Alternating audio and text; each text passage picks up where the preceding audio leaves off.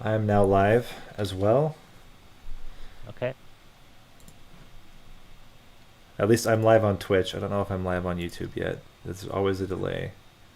Yeah, the YouTube stream, it's a tough one. I just gave up on that one altogether. Oh, you did? Mm. Doing multi-streaming? I just, yeah, it always causes one of the streams to fail. Oh, so I don't have problems with that. I have problems that it just takes forever to start, but I think now we're good. Then it goes, it's good. All right, so introduce. For all, I don't think anybody's watching yet, but for those that are watching as a VOD afterward, welcome to And on YouTube. and on YouTube. I'm gonna assume I actually had my parents buy a brand new router, so I assume now I have no problems with streams and it won't go down and we're good. So I'm gonna take a chance and not actually record the video. I'm just gonna broadcast it Nice. and see how that goes. And my laptop's plugged in now, so it won't run out of batteries, so we're good. So if you're watching either in the future or live, welcome. We are myself, Nate, Never Nathaniel, Gabriot, who doesn't have an alias that I'm aware of other than Gabriot, and NightAngel, who is also sometimes. What are you on Discord? No, wait, it's on YouTube. You're What? different. On YouTube, you're Let's Play Analysis, right? Yeah. On YouTube, I'm not Let's Play analysis, and on I think everywhere else, I'm Nine Angel. Yes. Yeah. And Yeah. Guo Bob on Reddit. Oh yeah. Bob is my RL name. All right, then introduction. So we are going to do another tier list. This time, so if you watched last time, we did the champion path tier list.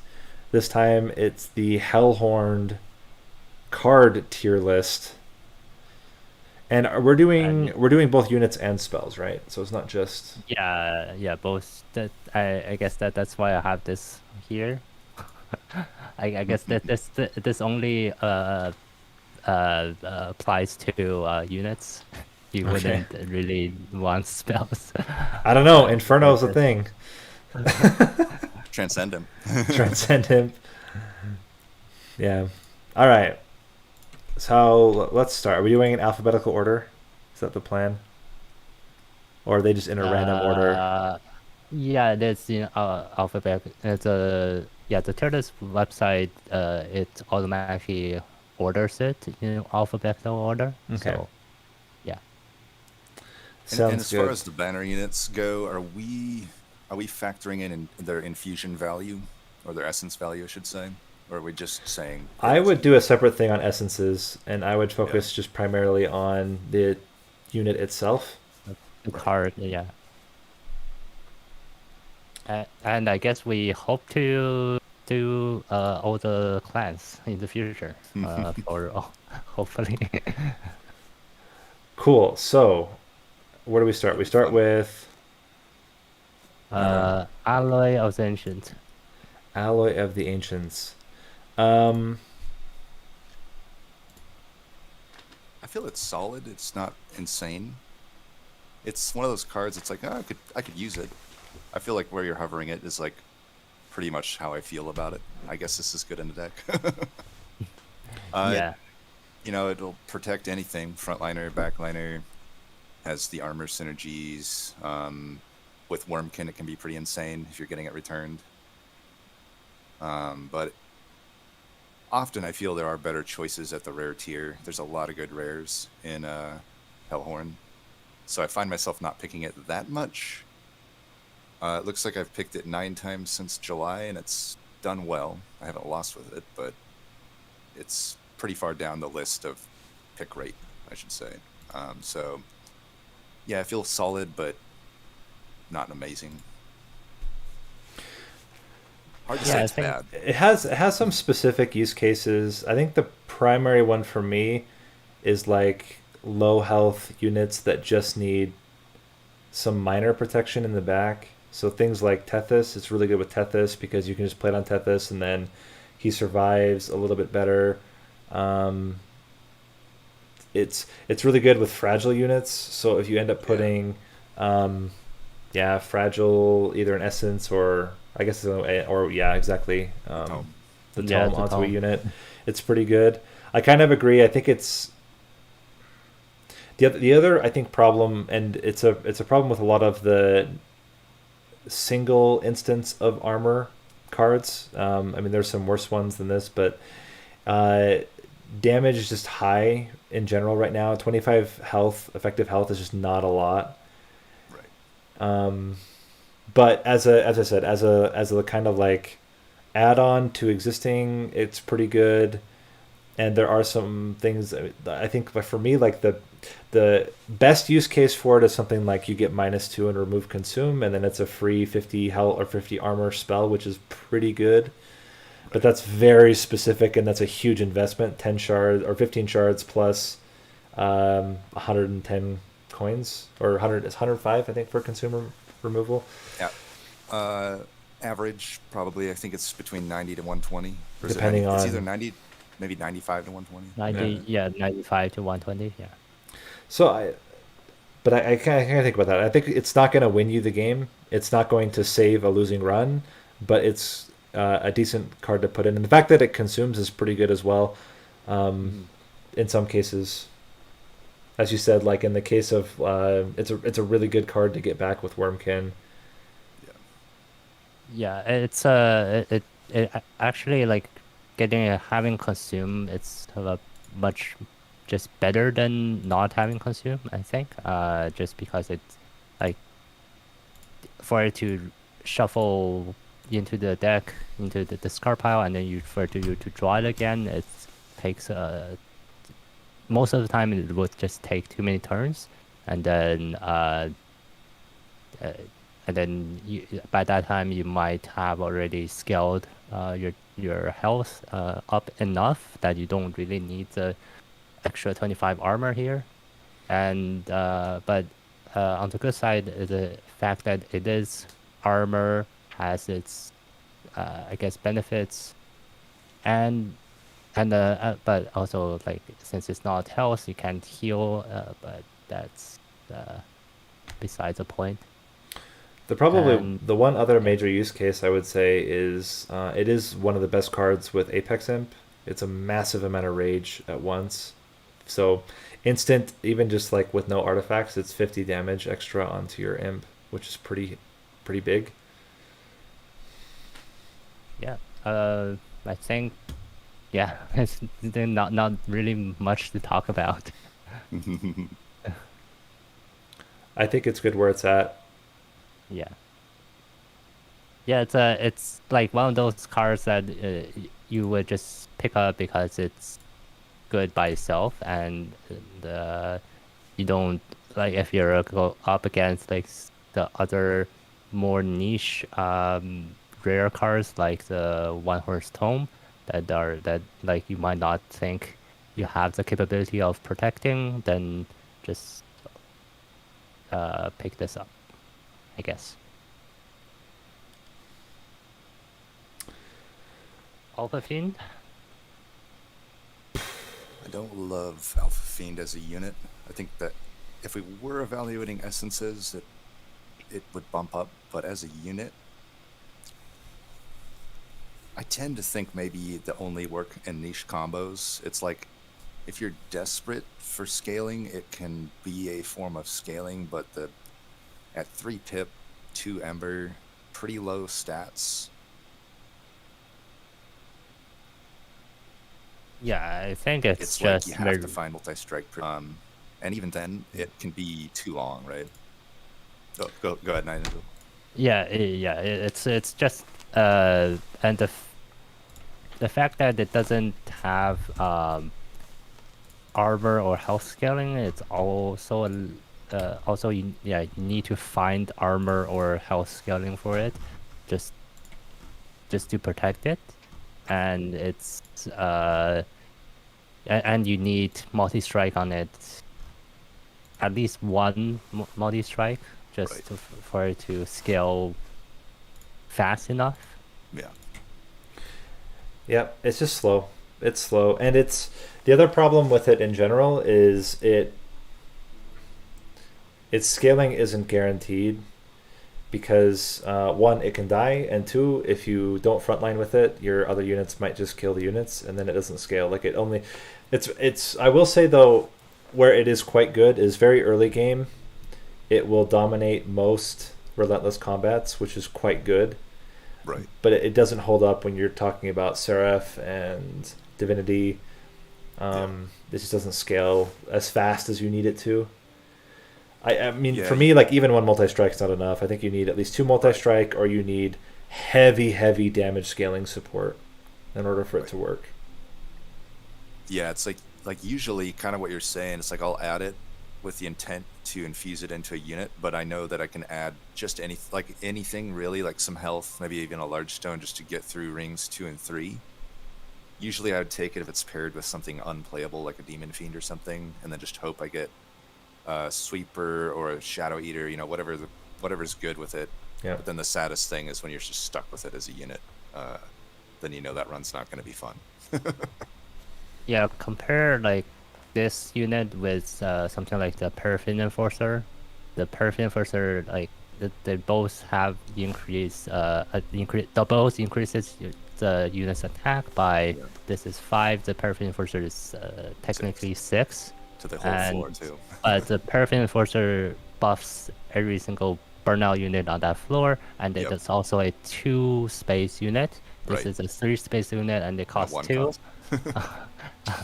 To play the Paraffin Enforcer is 1 cost, so it's I mean, it's not 100% comparable because rage does go away when you die, and you're talking about burnout units where burnout units have a kind of lifespan. But I feel like the barriers to make Paraffin Enforcer are quite low. You have some decent burnout extension, and then you're fine.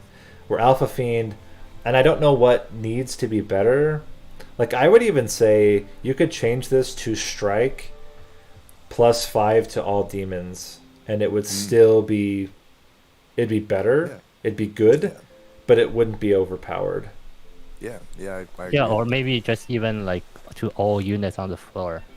That I think might get out of hand. Because then what the nice thing about having a demon tag for it is that you would eliminate sweep units. I think pairing it with sweep units gets a little bit crazy, because then all you do is get quick and multi-strike, and all of a sudden your sweep units are gaining 10 damage per turn. But I think if it was demons, I think it would be good. Plus, I've been a proponent for this for a long time. I think tags need to be more used than they are. And then imagine, like how fun would it be to do that with Hive Mind, right? So then everything's a demon, so everything gets plus. So anyway, but as it is, I kind of agree. It's even like to say it works in niche combos. It's hard to say like where would it be better than a replacement unit as a I don't know. I think the niche I would say is that you didn't find any rage, which is rare, but it can happen. And at that point, you just might not have any offensive scaling elsewise. Yeah, and also like sometimes for sketches, if you pick up sketches of salvation in the first as your first artifact, and then you don't find the demon fiends, or you don't find the consumer the consumer crown. Here it is. The two poorest designed units in the game. Then this guy is like the next largest unit beside those two. Yeah. So then let's move on. Apex Imp. I'll tell you what though, if you guys did want to put it to that green tier, I wouldn't be opposed to it. I think there are worse units than Alpha Fiend in the game. Yeah. I think but it's pretty borderline. It's one of the worst in that category, certainly. Yeah, we'll keep tagging it to the end of that category. Apex Imp. So Red.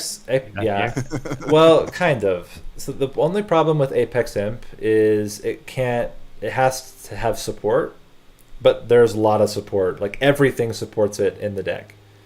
Yeah. Yeah. But it needs the support. It can't solo. So I don't necessarily put it in red because I think you can't just, it won't just roll over. You have to have multi-strike. You have to have something in addition, and you need something to scale it. Like if you don't have any of your armor cards, it's not good. Or if you don't have steel worker, like you need something that's going to grow it. So I personally don't think it's red. I think it's in that kind of orangish. Yeah, I guess I do agree. It's you do need at least some armor cards. The steelworker is definitely the best one, and then Water Helpers and I guess the Alloy of Ancients that we just talked about. Are probably the I guess the best ones to get for it. It's also the best user of One-Horn's Tome in the game because it naturally needs armor. It scales off of armor, and so you're not worried about fragile nearly as much as you would with others. Important to note, it has complete counter synergy with every other imp. So like, in particular, Imperialist, you don't put it on your floor with Imperialist with Shardtail Queen. Very important because it is an imp. But yeah, I mean, I think it's a incredibly strong unit, and certainly has, like, in terms of like the ceiling, it can go insane because everything that it has can be doubled. You can double its rage, you can double its armor. When you double its armor, you double its rage. So it's like, it's really, really strong. But again, like, it's still not for me. Like, you don't just auto pick it every single time because you need to have support, and if you don't, it's not a very good unit. Its base stats are not good enough to justify it without any support, in my opinion. It's tough because like it's since it's a rare unit, it's like you only get so much instances of playing it, and like I feel like it's always just kind of worked out for me. So it's tough because it's like, in my mind, I'm like, theoretically there should come a situation where I just can't make this work, but I just never found it yet. Yeah, it's very rare to not get any armor. I think also there's if you're playing Stygian, with Stygian like at all, like there is the +2 armor the incan +2 armor in the shops that you can get. That can also work. So I think there are a lot of armor choices in the game to make this work, but I know what you're saying, that it's just sometimes if you're very unlucky, then you do get the one of those runs that you just don't get any armor, and then you're sad. Right.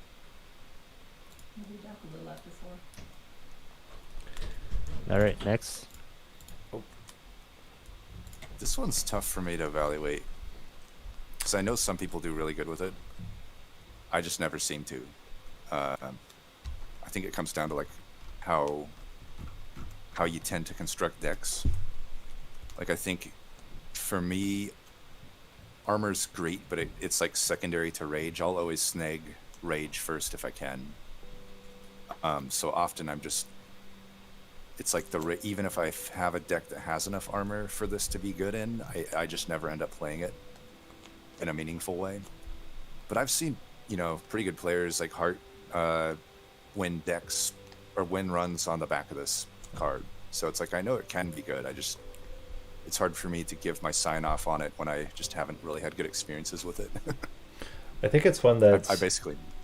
It's similar to well, not even similar. It's the best of the infinite scaling front burst cards. There's two. It's the better of the two, certainly.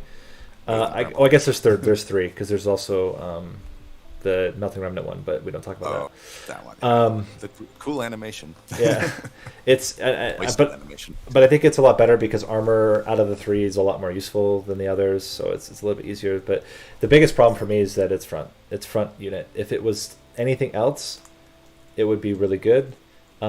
It necessitates piercing, I think, in order to actually be viable. So I think you do like piercing -2, and then it's really strong at clearing units. And then you get multiple copies to do the combos where you actually can flying kill bosses. For me, it requires a massive amount of investment, which I don't love to do into spells. To be honest, I don't really like to invest so much into damage spells like that. But it certainly has a potential to be really good. But I think in general, especially if you get it as a starting card, is pretty crap. Yeah. Which says something about it too, because it's like you could technically build into it, and I see it in my start, and I never build into it. It's just like this is so much. It's tough to make it work. Yeah, and you probably need, if you're like going sort of all in on this, need holdover and probably duplicate it. Yeah. But I mean, this battering ram compared to something like the Impolate, I think the Impolate does a similar thing. It's just that the Impolate doesn't do as much damage, but Right. it's always it's still like frontline one-shot damage. But the ceiling, of course, you can get a lot more damage for the battering ram, and but you do need to invest a lot, like -2 cost from the temples, or -2 and holdover, something like that. Maybe some artifacts or something. Yeah, and then some artifacts. Like at least probably you need the extra armor artifact, the hammer thing. Don't remember what it's called. Yeah, I mean, as I said, like I think one of the biggest scares for me is like certain divinity floors are really bad. You have the floor with a bunch of tanks, and they each have 2 spell damage or spell shield, and it's like, what do you do? Like you can't burst through them very easily. Right. And maybe it's because at least for me, Hellhorned tends to be very unit oriented. At least that's how I imagine it. When you have the combo with Stygian, then you get a little bit more value out of it because you get, first off, you get more armor in general with Stygian plus Hellhorned. You can work with Conduit too, I think. And then as well, if you get like damage, spell damage Tethys, you can stack up like a few, like you don't have to do a lot, just stack up a little bit. And if you have like Tethys on a floor, or not Tethys on a floor, if you have 2 floors, you have Tethys on one floor, and then you have your steel worker and a couple other things on another floor, you can one shot. But it's super specific. I think it's if I compare it with Alpha Fiend, I think there's definitely more uses than Alpha Fiend. The one nice thing about Alpha Fiend is that Alpha Fiend won't be in your starting deck, but that's not really a virtue. It's just so I would say I think it sits. Yeah, it's you wouldn't really. I mean, I don't normally pick it unless I know I am going like heavy armor build. Yeah, I guess that's it. And then you won't even get this card until Ring 4. So there's a request on Twitch and YouTube. Can you zoom in so that like the cards are a little bit easier to read? Some people are struggling to read on the screen share, if possible. Yeah, that looks a lot better. Nice.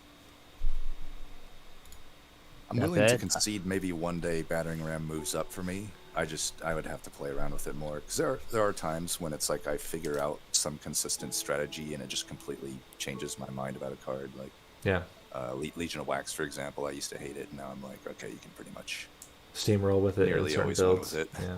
Yeah. Okay, so Yeah, next. I think I can do something like this. Just give me a second. I can put up the actual like card description on the side, and then maybe that'll work better. The one that we're looking at the time, you mean? The like I'll have like a picture like a viewer on the side, like and then I'll have yeah. like the card that which card we're talking about, and okay, so we're going on branded warrior. I lean toward the yellow on this as well. Maybe slightly better than Alpha Fiend. I've technically apparently done pretty well with it as a unit, but I don't really think it's because of it. I'm generally similar to Alpha Fiend. It's like, it's a good infusion, but as a unit, it's kind of unexciting. Like it's you have to be pretty intentional with where you place it and how you build your deck around it if you actually want to get the value out of it. At that point, it basically becomes a Paraffin Enforcer, which is obviously good, but it takes a lot more work, in my opinion, than Paraffin Enforcer to actually get that effect. It's the problem with Slay in general, Right. especially Slay on a non-sweep unit is a really tall ask. It can't tank either. If it had tankable stats, then you could do something like put spikes on it, or Yeah. you could get some value there. But on a non-tanking unit that is primarily going to be in the back line, and I mean, it's not that you can't get it to hit. You certainly can. Where I tend to see the most value with it is as a backliner with quick, and the issue currently used to be that you weren't always going to see a lot of tanks. But the Divinity fight, there's a lot of tanks, and that becomes a little bit problematic. But it's not. It's like against Seraph and against most other floors, if you get quick on it and it's in the back, it's actually really strong. It's really just that Divinity fight that I find it struggles a lot. The other major struggle too is like, you think about the first wave of Divinity, you have units that start with 70 health, so. Sometimes damage shield too. Yeah, sometimes damage shield as well. And so then you can't really play bottom floor because you're not going to get any kills with it unless you somehow infused it in a way, or you stop starting spells that get you enough rage or damage or whatever. And then even then, and then you can't play top floor because typically it doesn't have enough health. So that's the big takeaway for me. And this is the divisiveness of Divinity, that fight in particular.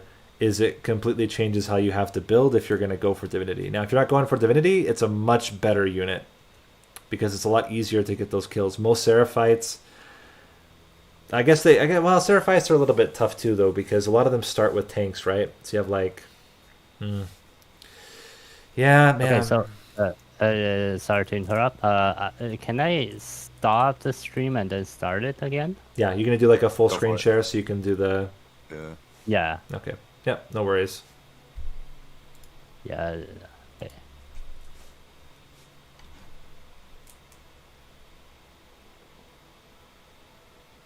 I think I do like it with Gurg's Goat as well. Kind of makes it into much easier to get those slays.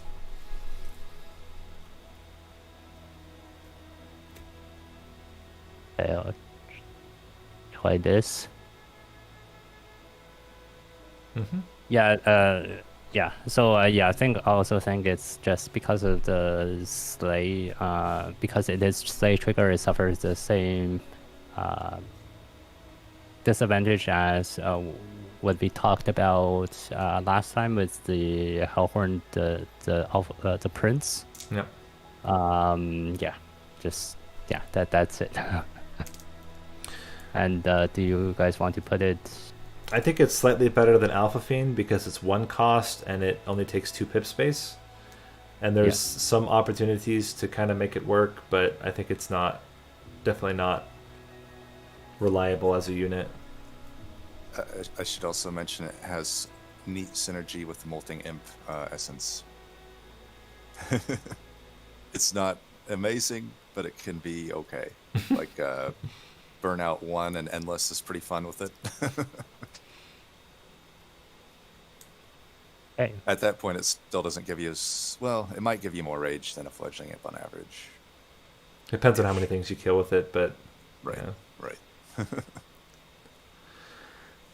right. Branding right. It's the best card to have in Wrathful Prince builds. It's Not so great anymore. it's still good. It's just I mean, it's really good with Apex Imp. It's really solid with Apex Imp.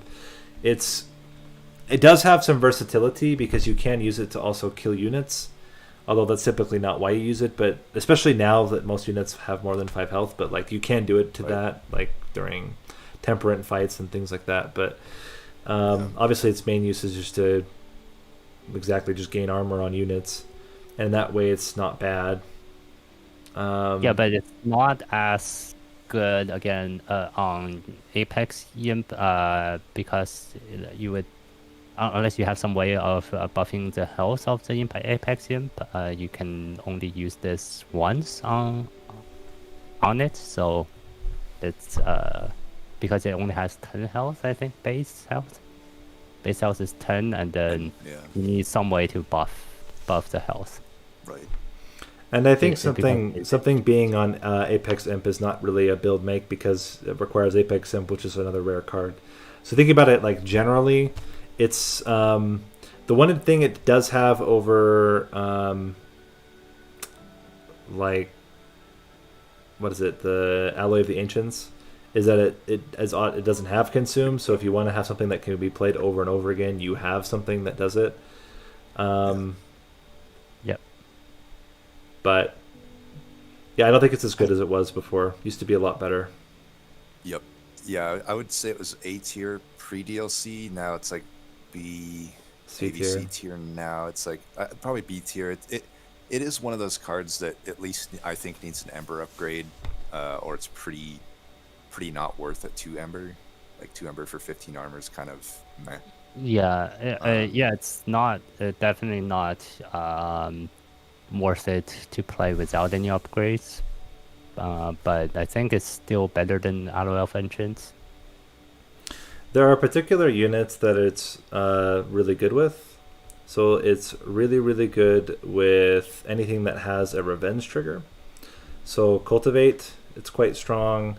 With the Titan Sentry, quite strong. Yeah. So there are opportunities to make it work really well, but yeah, it's kind of tough. I need to mute for a minute. My wife is calling, so I'm gonna mute, and then I'll be back in a minute. You guys can keep discussing. Sounds good. And I guess it's also good in with Awoken, since you can damage your own units, have the armor, and still heal. Yeah, then you're basically getting the full 20 armor value at that point. Yeah, without any without any downside to it. Right. Yeah, I think it's pretty comparable to Alloy. Yeah. They're almost even, I would say. It's you could go either way. I'm fine putting it ahead of Alloy though, especially since it's uncommon. You're more likely to see it, so it's like if it's similar in value, then I think it gets the edge. Yeah, I think these uncommon cards, they appear almost always. You almost always get the chance to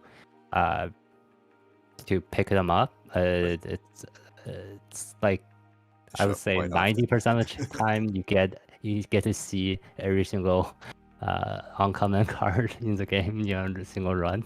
Right, because it's like rings 4, 5, and 7 is pretty much all mostly uncommons, sometimes rare, but I can't remember what the percent rare is at that point. Yeah, and also you ring 1 and 2, you get a slight chance of getting uncommon as well. And the guaranteed and rare too. And rare too. Yeah. Yeah. Yeah, it's supposedly ring 1 and 2 is really rare to see a rare, but I see them somewhat often, so I'm getting some pretty good luck some of the times. I think it's like 1% is the rare chance in those rings. Yeah. And yeah, I think kind of like what you and Nate were saying, like before the DLC, you could kill every backliner in the game with this card branding right, other than Purifier. Regardless of trials, regardless of anything, you could just kill every backliner, and now you can't. It's like in the Divinity fight, you can't kill a single unit with this. So I think offensively it lost basically most of its value. It's like early game it'll still kill some stuff, but even then, even like a sharded up Quill Hunter, I don't think it kills. So it's like it loses its offensive value pretty quick, which I think gave it probably one of the biggest hits in terms of value. Yeah, but I guess I mean, most of the time you wouldn't really use it for offensive.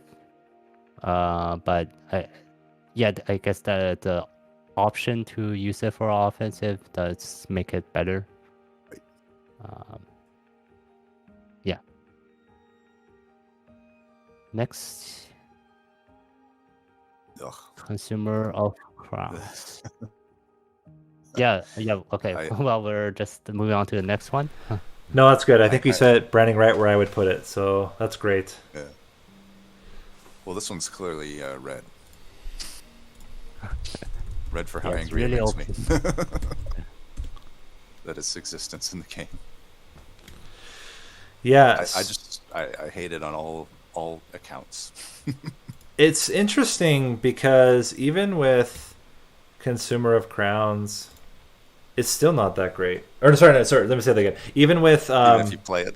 No. Sorry, what I meant to say is even if you have what the freak is it called? The relic we already talked about, or artifact we already talked about. The sketches is still not good. Yeah. Well, nice. Yeah. It's not that it's not even terrible. Like stat wise, it's way better than a lot of the Hellhorned units. Like compared with like Apex Imp, it's like just completely blows it away. The problem is that the build that you want to play it in, Imp builds, don't need it. Mm-hmm. Imp builds are just good with whatever. Like you just need units. And especially you don't want in Imp builds, you don't want 3 capacity units because they take up all the space you want for your imps to be able to play them to get more value out of your imps. I don't know what needs to be done to make it better, but I don't like it. I've seen some posts on Reddit that says that you can just make this not a banner unit, and then like you don't draw it first thing, and then maybe it'll, because you can draw your imps, you play your imps, and then they survive, I guess, and then you play this card. But it's, you know what I would do? I would change this to, rather than be minus Ember cost, I would do something more along the lines of like the what is it called? The Kin Host, where you play it with imps. You play it with imps and you get a bonus for every imp that's on the floor. That would be cool. Yeah, I think, hopefully I'm not wrong on this, but I'm pretty sure Rising Dusk, he has that balance mod, and I think that's how he treats this card, which makes sense, right? Now it's playable. You have the same synergy applies, yeah, but you don't get these horrible situations where it's like, if you get stuck ring 2 with Demon Fiend and Consumer of Crowns, it's just, you literally can't play these units. Yeah. Especially if you have no imps and no Ember. You literally have 2 units that you can't play. It's a lot of hurdles, and then even when you play it, it doesn't win you. It's not like Shadow Siege. Shadow Siege, if you can play Shadow Siege, it will win you most combats because it's just so freaking huge. And Shadow Siege actually has an okay essence, unlike Consumer, where it's like outside of Lodestone, what would you ever use Consumer's essence on, right? Yeah, and why would you do Consumer's essence when you could just do the Imp essence and it's so much easier to get and to play? So I completely agree. I think it needs to be reworked. I think there's a lot of different ways you could rework it. As I said, I think I would go for more of that type of thing. Yeah, I don't know, but or have it be that it benefits from having imps on the floor, something like that. That where it's like you still have the synergy, but the synergy is, you know, what would be interesting. So this is like completely off topic. It's it'd be interesting is if there was a synergy of keeping your imps out, because currently everything's all around like imps dying. Like I think it would be cool if you could do something where imps staying alive actually has value. Like a resolve trigger where at the end of turn, for every imp that's on the floor, you get a thing. Like that would be cool. And create a brand new archetype about keeping imps alive on the floor. I think Yeah. would be interesting. For sure. Yeah, I think either consumer or even, I'd hate to say it, even Apex Imp, because I feel Apex Imp is so broken. Like when it gets, it's like if it were having specific imp synergies, you'd have to figure out a way to keep these imps in play. It's a little bit more strategy than just, oh, I'm going to slap down a few things and now this unit has a million stats and I win the game, right? Yeah. Yeah, and also like right now, it's everyone's looking for endless on fledgling imp or transcend imp. It's it would be like really interesting to have like multi strike on the imps. If Yeah. if like if they are, if you want them to survive, then you can actually put multi strike, put like maybe large stone, Yeah. maybe quick on the imps. Like instead of it just being limited to simply endless, and you're just looking for endless on the imps, and that's it. Currently as it stands, yeah, F tier. Yeah. All right. Dark Deal. I like Dark Deal. I think it's really strong. Yeah. I like it. Dare I say, I think I've used it less in the DLC than I did prior. It was like pretty much auto-picked for me prior. I think similar to Branding Right, it lost its ability to kill enemies, Yeah. which Oops. kind of put it down, but still 0 Ember for Rage 7 is not a bad deal at all. I mean, that's pretty good value. 14 damage for 0 Ember. Sign me up. It can be double stack. It's another one where you don't have to upgrade it. Like I really like Ritual, but you have to upgrade it really. Dark Deal you don't have to upgrade, but it likes upgrades. Almost every upgrade works with it. Holdover, double stack, even a spell chain. Plus As long as 20 you have the and health. plus 20 and Yeah, consume. and No. also Oh yeah. yeah, and also like because Hellhorned has the armor, this doesn't have piercing on it, so you can just stack the armor up and then you just deal damage to the armor, and 5 damage to your armor isn't a lot, and you get your 7 rage or double stack. You can even do like double stack -1, and then you still have your 0 cost, and then you have 14 rage Yeah. instead of 7. Yep. Yeah, I think it's really good. I think it could use. I'm not even sure what would be the way to improve it. I don't even know if it necessarily needs improvement. I feel like it's a pretty well balanced card. It doesn't feel Yeah. OP, but it also Yeah, and doesn't it's feel weak. Maybe that's what Also, I it's think. It rare. needs to be. Yeah. Maybe it's more that it needs to be.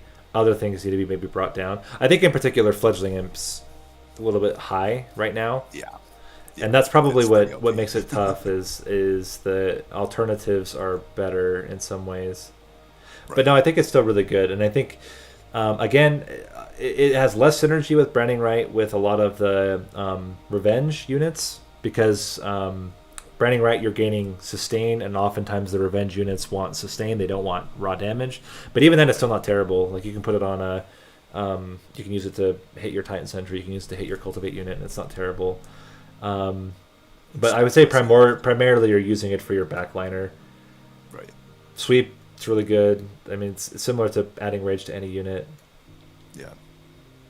I also like that it's at the rare tier because you have, if you did miss on fledgling or ritual early, you have a great card that's still there. With a lot of other clans, like their offensive scaling is completely at the common tier. Like Awoken, for example, if you didn't hit on Razor Sharp Edge past rank 3, you are completely reliant on the other clan now, because there's just nothing in the Awoken other than some, maybe spikes builds or something like that. But I think it really makes, I think that's one of the biggest strengths of Hellhorned, is that at any point in the game you have options that you can find.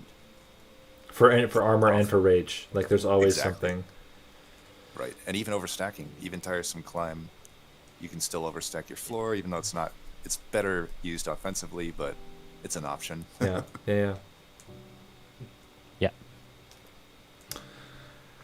So I would say, I think it's better than Yeah. Branding Right. I think it's probably better than Alloy, but I wouldn't put it as a necessarily important part of a combo. I just think it's good to add to any deck. Yeah, I think, Just a nice, I think we solid can card. just put this in the front here. Yeah. Demon Friend. The other greatly designed card. I hate this card. All right, here's the other one. I actually have been Other- liking its essence more and more, but as a unit, I don't like It's a it. decent essence. Yeah, it has a better essence than... It's a usable essence. Wait, what is its essence? It's better Uh, large stone. 30, right, 30 Oh, and a okay. pip. So pretty good damage. It's really good with stuff like sweeps and Animus of Animus of Will Will, and stuff like that. But Dante, Eel Gorgon. Even Horned Warrior, it's not too bad on. right. But it probably, as a standalone, certainly the barrier is lower than Consumer of Crowns. You can, if you're really desperate, you can just take an Ember, and then by ring 4, you can play it outright turn 1. I don't think it's worth Yeah. taking an Ember for. And it's I guess the beginner trap, as I think everyone have said before. And Yeah. it's people will see that it's 50-50. It seems like a very large stat, but it's doesn't have any text, which is bad, and also for cost, it's I find it interesting. unplayable. I find it interesting because how many units in the game have no text? Used to be Hellhorned had, it had A lot. Horned Warrior. Horned Warrior but Horned Warrior got text. Yeah. Demon Fiend did not Right. get text. Is there any other unit in any other clan that doesn't have text? Shadow Siege, I think. Yeah. Yeah. Shadows. But Shadow Siege has That's text, it. massive stat bomb. Yeah. Um, Right. I think it needs text. I don't know what text it should have, but it should have text of some kind, or it should be reduced to 3 cost. Maybe just multi-strike 1, like Horned Warrior down here. I don't like it. I think it should do something more unique. Yeah. I'd seen a decent suggestion that somebody said make it 3 Ember, but 1 Ember Drain. Just on summon. So it's still technically 4 Ember, but it's playable. I think just make it 3 Ember. I don't think the stats justify 4 Ember cost. In my But opinion. it's still weak, even if it's 3 Ember and Yeah, but the yeah. for me though, I would take it at 3 Ember, because then you're This not is having to playable. invest in a card or invest in an artifact or invest in another way to play it. If Yeah. it was playable, you could work around this. Giving this thing like 2 multi-strike, it's one of the big problems with a lot of the units you want multi-strike on is that they don't have early scaling, they have long-term scaling. Having a 50 damage unit at the beginning with multi-strike is actually really strong. But if you have to get multi-strike on it and you have to find a way to play it, then it becomes a lot of hoops. And removing that 1 hoop, I think, would actually make it... I wouldn't make it good, it would make it better than Consumer of Crowns. It would make it on par with like Alpha Fiend, maybe even better than Alpha Fiend. I think Yeah. it will be better than Alpha Fiend, because Alpha Fiend just scales.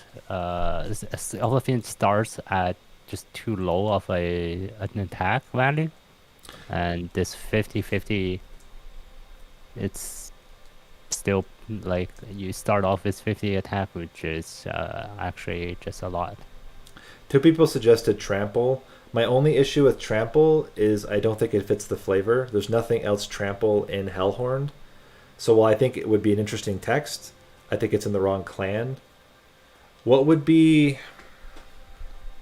We have a lot of armor stuff. You have Steelworker, you have Rail Beater, Apex Imp, Welder Helper. So you have a lot of like armor related stuff. Rage, you have Fledgling Imp, and you have Branded Warrior, and you have what's his name? The Deranged Brute. Deranged Brute. Oh, yeah.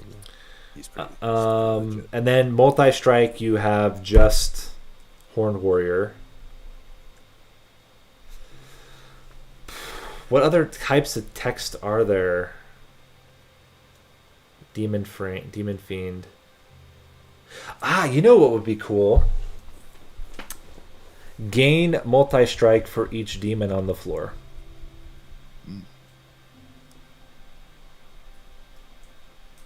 And then you like have a legitimate overstacking strategy. Yeah. Don't increase its cost. Have it be you play one or two demons on the floor and it just gains multi-strike for each demon. I think that'd be cool. But then you would always have to play it with a overstack floor. Yeah. I mean, but it creates a build. Overstacked floors right now, you don't do with Hellhorn because imp builds are so much better. Like I say that you can do overstack builds. Like there's still some cases where it's strong, but the biggest drawback of overstack builds now is that imps, you basically have to not have imps, which is terrible because imps are so freaking good right now. So I think like being able to re-enable the overstacked floor concept with something like that would be really cool. Yeah, I think at any rate, I no matter what is done to it, I just hate that it's uncommon and unplayable in the early game. Like as long as that portion is fixed, I almost don't even care what gets done with it. I'm like, I just hate having an uncommon banner unit that can't be played. Yeah, maybe like they change it to rare and then have that text that you said, Nate. Yeah, even putting it at rare, making it have that, because then you'd be pretty unlikely to get consumer and it. And maybe Apex Imp drops to uncommon and has that imp synergy where it's no longer a care unit itself, it's there to like make its, I mean it's an Apex Imp, right? It needs to buff up all the other imps. Or something, I don't know. Yeah. I think, to be honest, I think that Hellhorn could use a kind of passover in terms of what is this clan gonna do? Like, it's really strong. It's really strong, but it feels like it's strong in all the ways that you don't expect. Its best units are not actually its best units. Its common and uncommon units are like insanely strong. Its rare unit, except for Apex Imp, its rare units, like, okay, we're gonna come up to Deranged Brute. Even Deranged Brute, I mean, I guess no, Deranged Brute's still pretty good. Maybe we talk about it now. Deranged Brute is good. I think it used to be the single-handed like best unit in the clan, but I don't think it is anymore. Which wasn't saying much. No. It was the good card in the clan. Like it's what made Wrathful Prince so good. It's what made a lot of the rage-oriented stuff just so strong. I would say it's slightly above average now. Deranged Brute. I would almost put it in red personally. That's what I think also. It's similar to Apex where it's like true there is theoretically times you don't find rage. I've had it happen, but like I feel like most of the time you're gonna have rage, and if you do, this unit just, if you can find a quick on anything, even if it's not the brute itself, like a sweeper or something, you've basically won at that point. Like you don't even need a good rage card. You could survive off an Inflame at that point, because now an Inflame is doing more than a ritual basically would normally. So it's like, I think it's pretty crazy. When you first add it is probably when it's at its potentially weakest, because that's the rings where you might not have had your rage yet. Even if you have it, depending on your RNG, like you might draw it in the right order. Especially if you're facing like haste ring 2 or something, it can catch you by surprise there. My current issue with it is it suffers the same way that Predator Wildington does, which is that the moment it dies, everything loses its effect. And I think there's a little bit of a problem because it doesn't have tank stats. It's pretty weak. It dies, especially now, it dies really quickly. And the moment it dies, you're lost all your rage benefits. Which is oftentimes like when you're looking at end calculations and you're like, how the heck are my units doing so little damage when I have a deranged brute and a bunch of rage? It's because your deranged brute's dying and it's dropping off damage. So it's in a... What saves it is that, again, there's a lot of like chump blocking you can do because of imps, but I would still say that the level of damage for me has made it difficult to play in comparison. It's really good if you get like Steelworker Essence on it, because then it has some kind of self-sustaining. Right. Or if you have like, I don't know, some of the better artifacts like Days on Top Floor or things like that, then you can kind of run with it. Now I do think it's really good. I don't think it's as consistent. I mean, what do your stats show? How often do you see it? So since July, I've only seen it 6 times, but I haven't lost with it. So 6-0 with it. So it's not like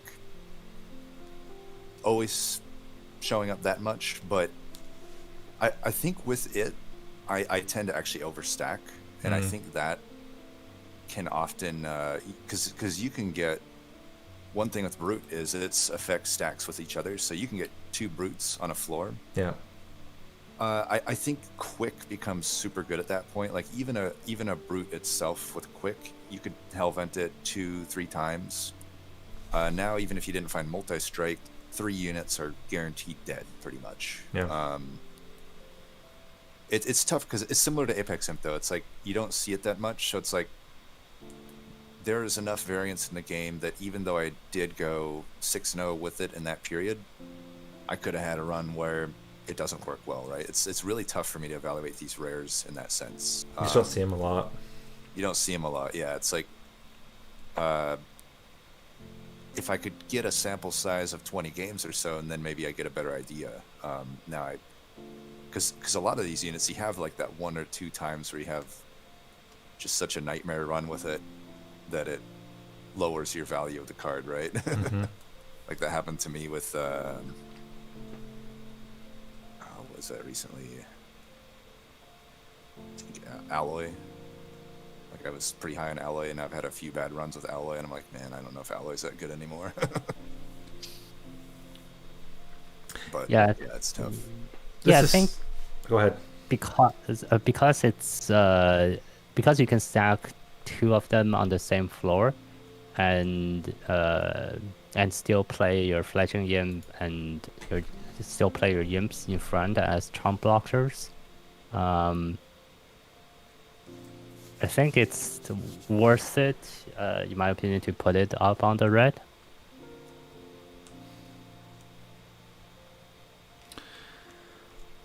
I think it's probably not as good as Apex Imp, but I would put it on that same area. That's fine. Okay. Well, yeah, it's fine. Yeah. I feel like we would want Apex and Brute on the same level to be consistent, because they have the same kind of thing. It's like if you have the support, they're just really good. Right, exactly. Okay, so then next up is Inflame. It is the second worst spell in Hellhorned. I don't love it. I've been forced to use it. Like, you can make it work, which -2 is is not bad. Yeah, -2, double stack it. it's a lot to invest just to get 8 rage and 10 armor, but 8 rage and 10 armor, you can make that basically be what you need. I rarely find the armor portion is relevant. Yeah. Usually it's like I didn't find rage and now I have to use inflame as my rage, and it's sad, but at least it kind of works. Like I'm hesitant to put it in green just because it's workable. Unlike, I feel like a lot of other clans just have some of these spells where it's so hard to make them do anything. Like inflame, it's bad. I would never say it's good. I would never even say it's okay. But it's workable, I guess. Yeah, it's 8 damage. it's like the backup plan. Right. If you don't find any rage or armor, the 5 armor, it's very sad, but it's like the backup plan. And then you before, when double stack didn't cost the extra ember, it was pretty pretty good. Right. But now it's you need at least the -2 cost and then double stack, I guess. But it's just. I actually think I almost don't prefer to double stack it. I almost prefer it being 0 cost. Just have it -2, and then just play it for free. I mean, it's obviously better roll than it over at that point. Yeah. The other thing I and think. Also, go ahead. Sorry. Yeah, sure. And also the thing is that like if for the unit, if you want to put on a unit that for the rage portion, if you would probably put it on a backliner unit, and then you normally that backliner unit don't need extra armor, so the armor is normally just wasted. But if you need your front line to survive, the extra 4 rage on your front line, which is only doing like 1 hit or something, or even have like in the cases of the sharks, like they don't really do any damage themselves, and the extra rage is just not really used. So it's a like kind of a there's a like debate there, I guess. There's it's kind of like negative synergy with itself, because it's an offensive and defensive, and you want to find my words. So what was it's similar to like Branding Right, which Inflame was a lot better when Wrathful Prince was the king of Hellhorned, and because again you had one unit you can play both onto. In a lot of ways, it's similar to the same problem with Sharpen and Awoken. It's the same issue, is that you want spikes on your front unit, you want damage on your back unit, and it's in both. And so who do you play it on? And again, that was another card that's really good with Wrathful Prince. But anyway, it's this struggle of like, where do you use it? That's why it's for me, like having it be 0 cost, and then I usually just play it on the back line and don't worry about it. Like that's typically my use of it. I think it could be buffed to, if you really want to keep this where they're going to be together, you go 5 and 8, and I think it's a little bit more reasonable. I think you can just do 1 cost. That also, the only thing I don't like about the 1 cost is, I guess that's not terrible. Then you could just do double stack and -2, but I don't think it's the cost that's the problem. I think it's the impact.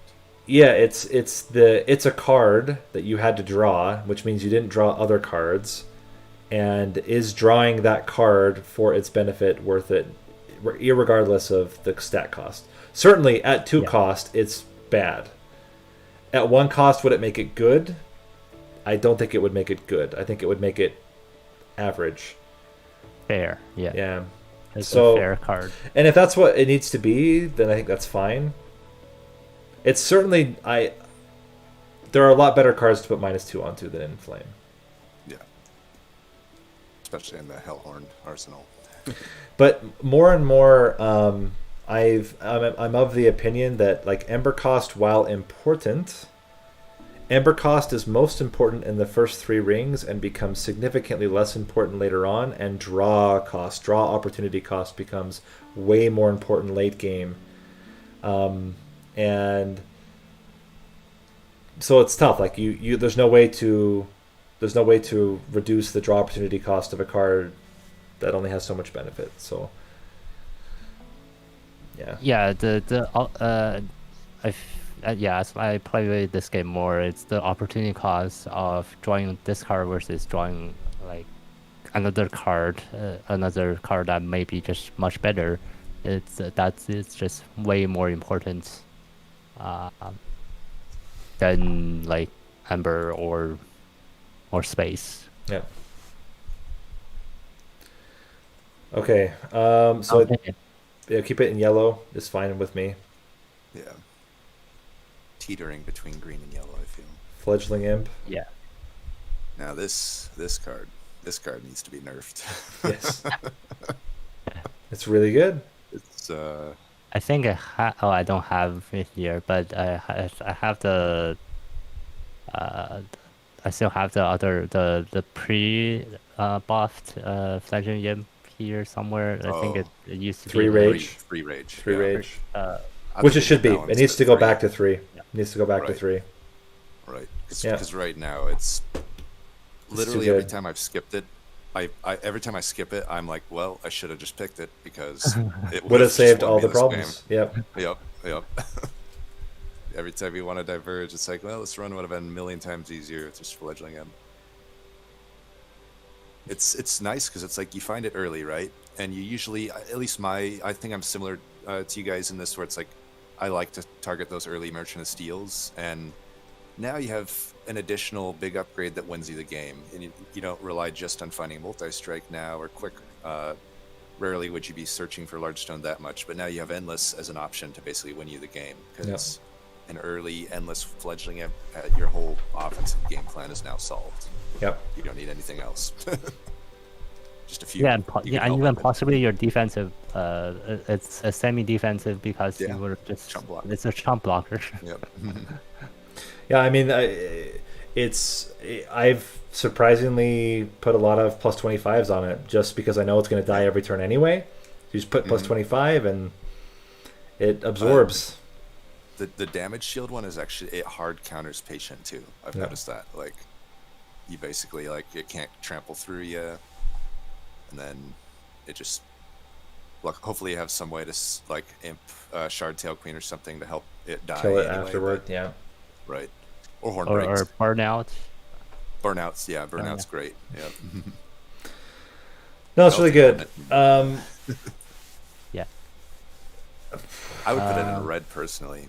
I mean, to me, if there are units that fit the mold of red, Like pure red. like it's like offensively at least, and like we've said, even defensively potentially, it solves everything, and it almost doesn't matter what you have on the floor. Even if they don't have multi-strike, you could figure something out. Like, you just, whatever units are on the floor, they're gonna have so much damage. You can self-infuse it to get 10 rage a turn. True, you might not find endless, but I find that you can still make that work. Obviously melting has no problem with that, but even outside of melting, you can still hellvent it, hit every hellvent, and if it's self-infused, that's going to be, you're guaranteed at least 3 hellvents. That's going to be 30 rage to your entire floor. Like, that's a lot of rage. And if it's your only source of rage, I don't know, like, generally you're going to find something else too. Like we said, there's Dark Deal, there's Inflame, there's other things that you can add. And the benefit here as well is, like, with multi-strike, you want, like, a lot of it. You want more than one. You literally just need an endless. And if you're, like, insanely desperate, you can do an essence. So there are 2 endless. Transcendent. Transcendent or Votavary. Yeah. So or even just if I found a Transcendent and I had a few fledgling imps, I'd be tempted just not even to put it on endless still, because then I can basically, like we said, it's like the game is so, like, fast, where it's like I would just want to put it down, and then even if I don't draw it in the right order, second cycle through the deck, I just play the Transcendent and then get 60 rage or whatever, or 30 rage or whatever. And at that point I have 60 rage on the whole floor, which is generally enough to beat the game. It's 120 damage per unit. It's also the if you open a box, that's typically what you want out of the box. Yep. So I don't know. I think it needs to be toned down. I think it's still really good. I think it needs, like, I would, if you look at like rage across the board, fledgling campaign go down to 3, and it's still incredibly strong. You're still oftentimes getting anywhere from 9 to 15 rage. Yeah. Don't underestimate that also it gives rage to itself, which sometimes is relevant. It's not always, but sometimes it's relevant. And then all the rest could be buffed. And I would actually keep their Ember values all the same, buff the rage values. It's we're gonna come up to it in some time. The fact that there is a consume spell that only gives 3 rage and this gives 5 rage is absolutely insane. So I think all the rage needs to be I think the spells, apart from one, need to be buffed, and then those could be toned down, and it would still be, the clan would still be fine. And maybe, you could keep maybe the essence same, because it seems like with the imps, their idea is that the essences should have better effects than their innate or their like unit effect. So yeah, if it was like rage 3 just for imp, like, and then I would actually do summon rage 20. That's what I would do. Not for the floor, for the unit. Oh, just on itself. Yeah. Or maybe not 20, maybe 10. Summon rage 10 or something like that. Yeah. But that would just apply to itself, right? Yep. But then it would also apply to anything else. Like you could also get massive transcendence that way. So you could have a transcendent that you repeat over and over again, and it summons itself with 150 rage, which would be kind of fun. It would create, I think, again, creating new archetypes. I think like a transcendent that doesn't die, a transcendent that floor of imps. Yes. So I don't know. I think because you think about like Welder Helper is a completely different thing. It does it to the whole floor, and it gains armor on itself. I think you could do something with rage that would make it interesting, apart from just giving rage to the whole floor. Would be my thought. But anyway. Yeah, it's just it's crazy. Very, very, very strong though. Very strong. And I guess we're up for one of weaker card. Fortify, it's fine. Only because it's 0 cost. I think it's just not it's not that fine because it, like, instead of drawing Fortify, you might want to like draw something else. That it's it, as we said before, like the opportunity cost of drawing Fortify, it might be too high. The only thing with Fortify that's nice is it requires 0 investment. There's no reason to ever put a buff or a stone on this card. It just is what it is. And where it's actually okay is in incant and if it's infused. If you have either of those, I actually really like it, because you don't have to invest anything, and it just is a free incant and a free infusion whenever you want, or an inspire effect whenever you want. Outside of that, it's pretty mediocre. Yeah, I would say it's my least favorite common for this clan. I think you kind of hit the nail on the head, Nate. Like, I do like an incant and inspire because it fits the bill. It's a free incant and inspire, and maybe that armor can help in some cases. But like, also kind of to your point, NightAngel, it's just so low impact that the cost of drawing the card, it's like,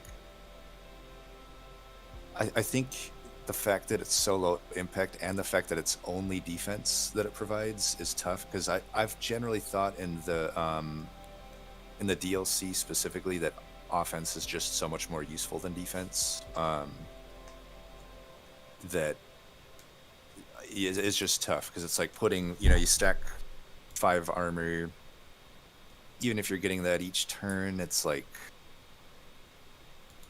it might not do much for you. It's not going to really help clear the waves, prevent your pyre from getting hit. Yeah, I guess I don't value Fortify too much. It's pretty similar to Inflame for me, I would say. Yeah, it's I think it's just now that enemies, they do 70 to 100 damage, like in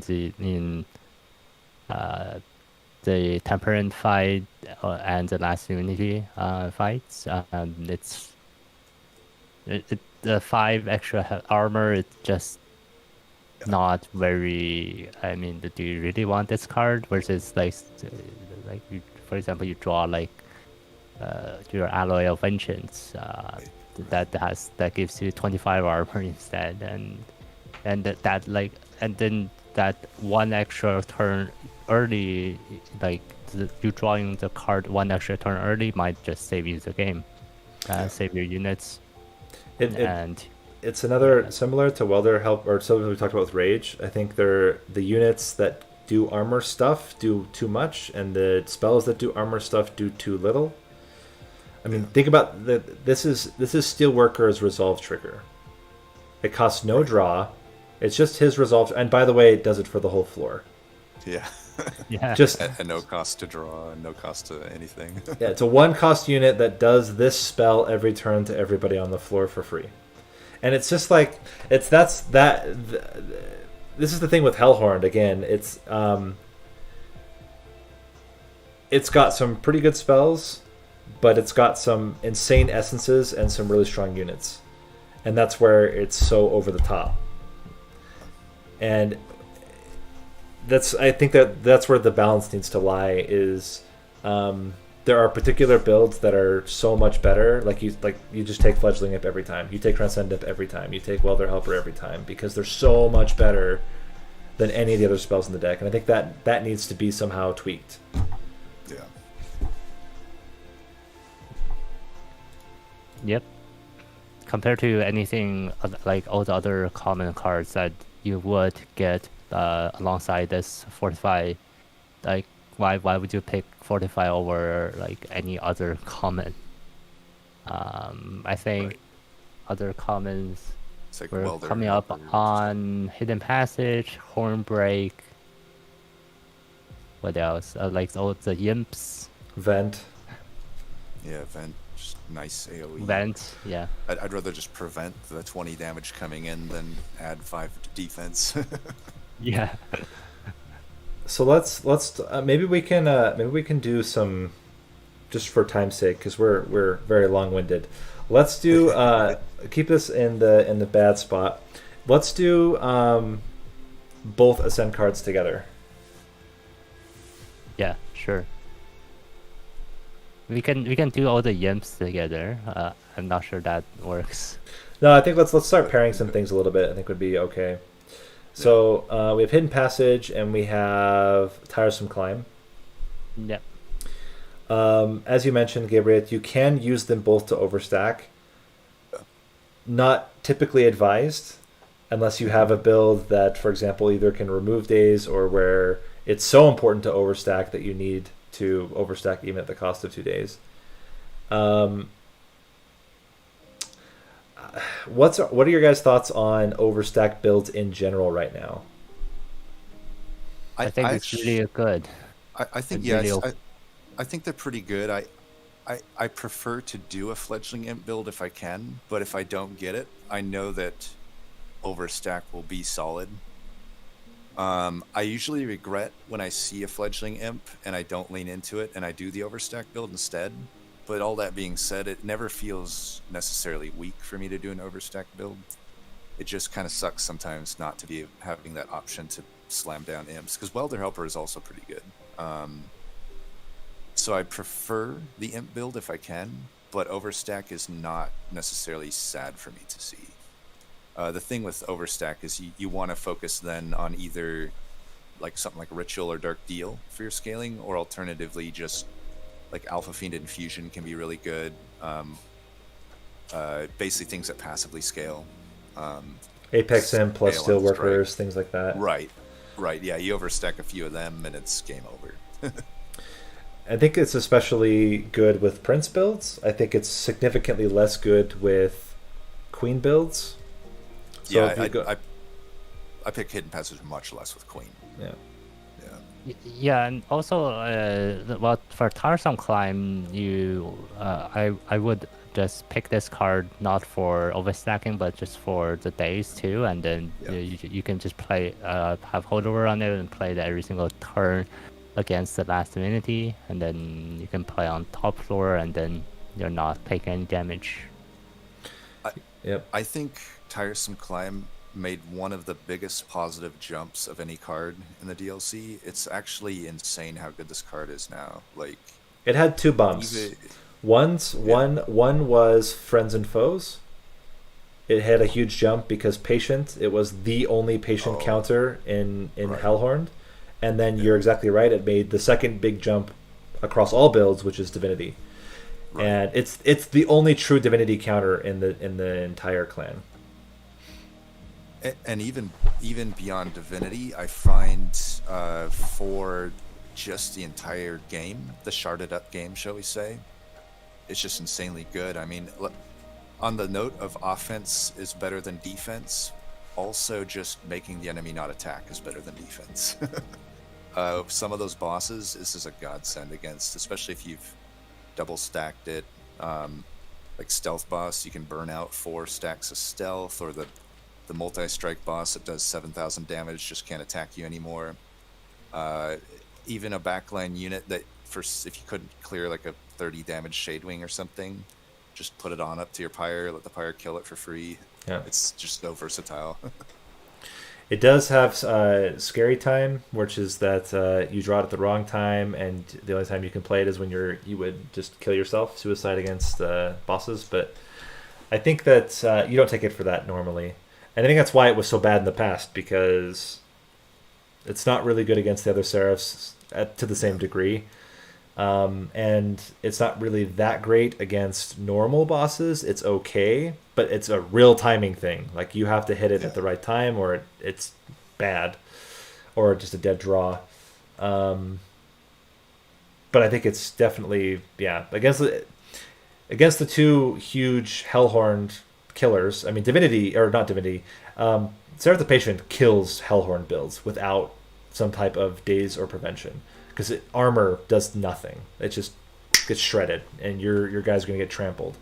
So I think in that respect, it's become almost auto pick, which is crazy to think, that this has become so good. I would say it's auto pick, yeah. So I think either you have this, or you are going Imp builds. Imp builds don't really worry about patient. That's also true. So but I would put it in like orange, like dark orange. Yeah. With just general overstack builds, No, it is good. Hidden Passages is good. It's a card. No, it's because it's not just used for overstacking. It's for, like, you can ascend enemies as well, and then if you have artifacts, like the days artifact, either on your pyre or on the top floor, like it just, you can just kill some of the backlines, and sometimes you can just tank the damage from the backlines, like the conduit that gives spikes, the guy that gives multi-strike. You can just ascend them, and then they just to get some damage out off your units, and so it's pretty versatile. If I were to change it, I would really like it to be 0 cost consume. I think it would be significantly better, personally. I think the times when you want to ascend like 2 units and then just never see it again is a lot more common than that you want to see it show up over and over and over and over again. It's the one thing I don't like about Hidden Passage is it's another timing thing. If it's at the back of your deck, it can be really awkward. You have to have units sitting on 2 floors for a little bit and they might die, and like that part becomes a little complicated. But I think I don't know. I think sometimes it's like what makes your deck good, and sometimes it's really just a dead draw. And occasionally you have stuff in between. Yeah, maybe we can put it like in the front here. I still tend to think I might put important part of a combo because it really does enable a pretty powerful oversnapping. strategy. Yeah, and it's true. It can be a dead draw definitely, but I think it still can be pretty useful for displacement. Like I've had it save runs before. It's also similar. Another thing, it's similar to Tiresome Climb in that it really makes the permafrost upgrade become a high tier upgrade. That can so with the permafrost, it basically solves the issue that you're kind of discussing there, Nate, where you don't want to draw it again in a lot of builds. And at that point, it's like you get it, even if you draw it out of order, it solves that issue. But then it's also there if you do run into that tough situation where like you probably wouldn't kill a tank if you don't move the first tank up, like the shield dude or whatnot, or even just like move a sycophant off or something, or if there's some the scourge shufflers, you can get one less turn where they're shuffling scourges into your deck by just moving them up, get them to the kill floor basically. So I feel like the floor isn't too low with it, whereas the ceiling's pretty high, which seems to match, I think. Like when I look at Branding Right, Alloy, and Dark Deal, they seem like just solid bread and butters, but the ceiling isn't quite what I would say matches Hidden Passage. Yeah, that's fair. So we can put it at the back of the important part of a combo. Yeah. Definitely wouldn't rank it. I wouldn't rank it ahead of Tiresome Climb. Let's do then, we can do Hornbreak and Torch together. I think that fits. Yeah, very similar. I think Hornbreak also got a pretty big buff compared to previous. Targeted backline damage that pierces is just a godsend in a lot of, and not even just in Divinity Fight. It's really good against every single Seraph. Yep. It can be used to clear your own units. Yep. Which is for imps. Like it's a staple of an imp build. Where Torch now oftentimes there's so many ways to get imps to have more than 1 health somehow that I feel like Hornbreak is a really good enabler of imp builds. One of the best cards to put plus 30 onto because it's 70 piercing damage. It's one of the highest piercing damages you can get without adding piercing to a thing. I really like it.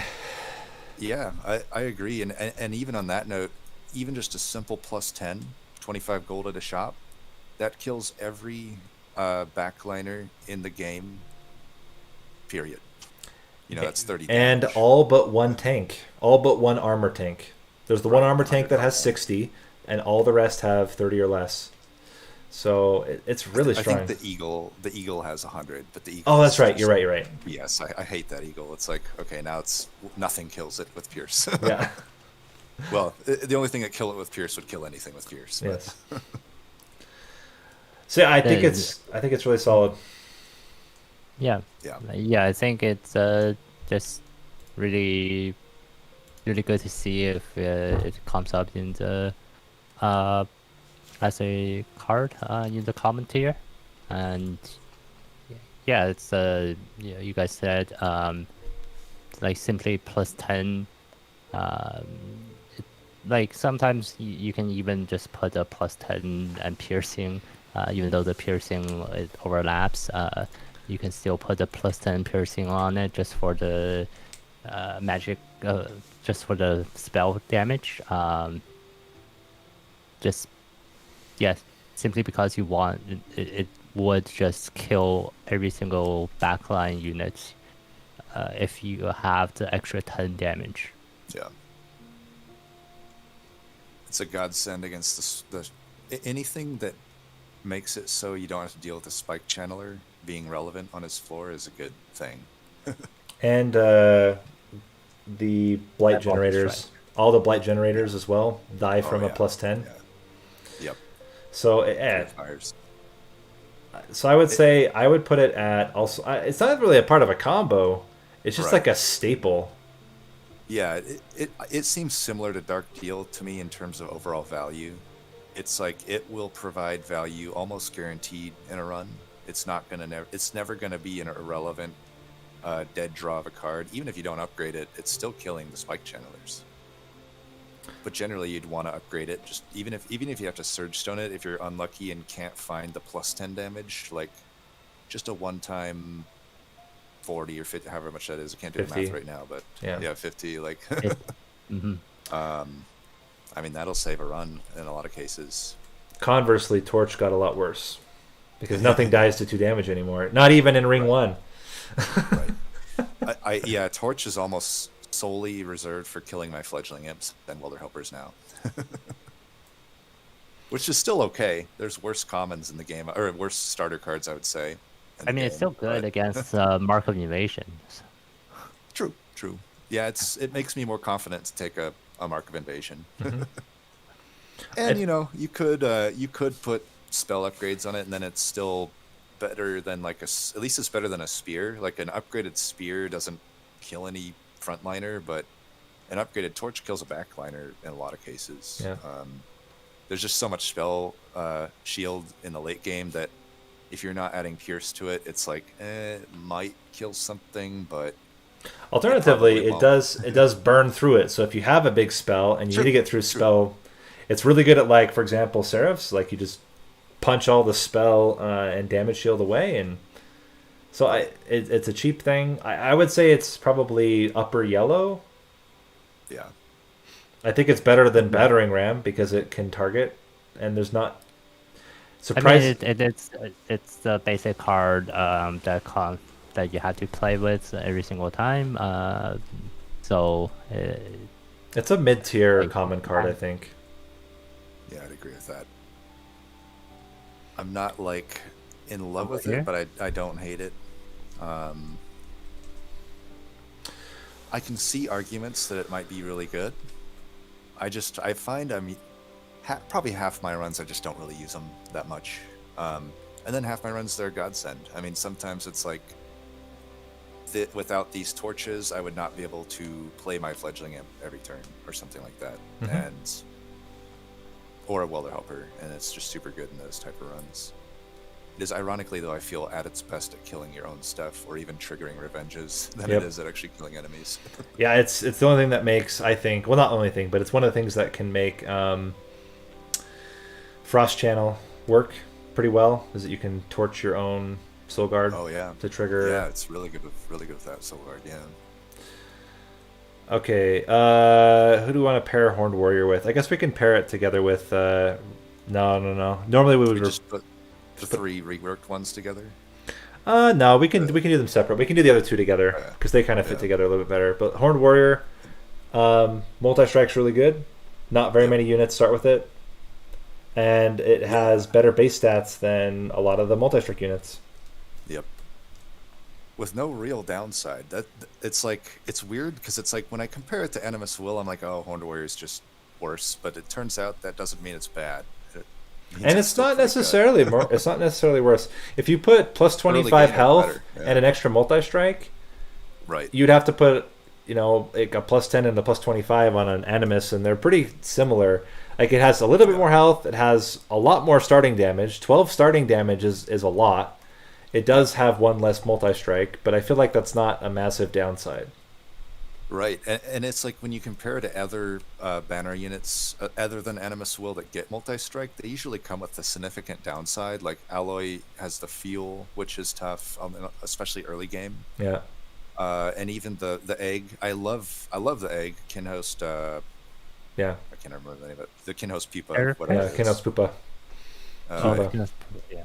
but 8 shell is, that's a significant thing to chunk through to get multi-strike, especially early game without the right parts. Mm-hmm. But Horn Warrior just gets multi-strike. Yep. It's squishy, but a simple 25 health upgrade, like you said, can fix that issue, or just armor. Armor.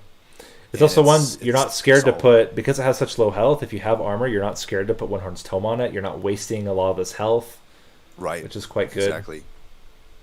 And even its essence becomes pretty good in that regard. Mm-hmm. Like you can put it into a few specific units like Rail Beater or Apex Imp, and there's basically no downside. Yep. You just get a multi-strike. And even similar to like how Fledgling Imp means that Endless becomes a really good upgrade, Large Stone I wouldn't say is really good, but it becomes a usable upgrade on a unit like this, whereas Mm-hmm. Large Stone is often just a complete miss when you see it. It's nice to have a unit where it actually benefits from Large Stone decently, like as long as you got the pip space, but Horned Warrior is pretty flexible. You can use it in an imp build, but you can also use it in an overstacked build, like just stack up and put Rage on it with Ritual, or even I would say it's not insane, but it's not unusable with Alpha Fiend Infusion. Like I've had it work with Alpha Fiend. I mean, at the base it's 10 damage. If you get another multi-strike, it's 15 damage a turn. So there's a lot you can do with this unit. It's crazy how much of a 180 this did when they reworked it for me. Like I never picked this unit before, Yep. and now it's my third most picked Hellhorn banner. I would put it in terms of ranking, top of kind of yellow orange. I don't think Yeah. it's not like as good as Apex Imp or Deranged Brute, but certainly better than most of the other. In fact, I think it's better than every other non-imp unit in the game. So I wouldn't put it as an important Here? part of a combo. I'd put it there. Yeah, exactly. yeah. I think I actually haven't played much with this unit. I guess I should try it a little bit more because I guess the multi strike does make it a lot better now since multi strike is valued really high. Yeah.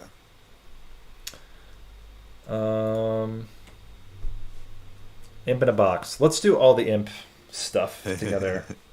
Yeah. We can do. Are we doing all the imp stuff, or the units, or just the spells? Imp spells, Yeah. Yeah. The spells. the 4. Um, I think Imp in a Box and Important Work definitely have an edge on the other ones in my eyes. Important Work, if you have an Endless Imp, is unbeatable, I think. I think it's... What more could you want than if you could hold over the Important Work and spell chain it and have an Endless Imp, there's just... What more do you want, right? yeah. That's a game winner almost no matter what imp you have. I mean...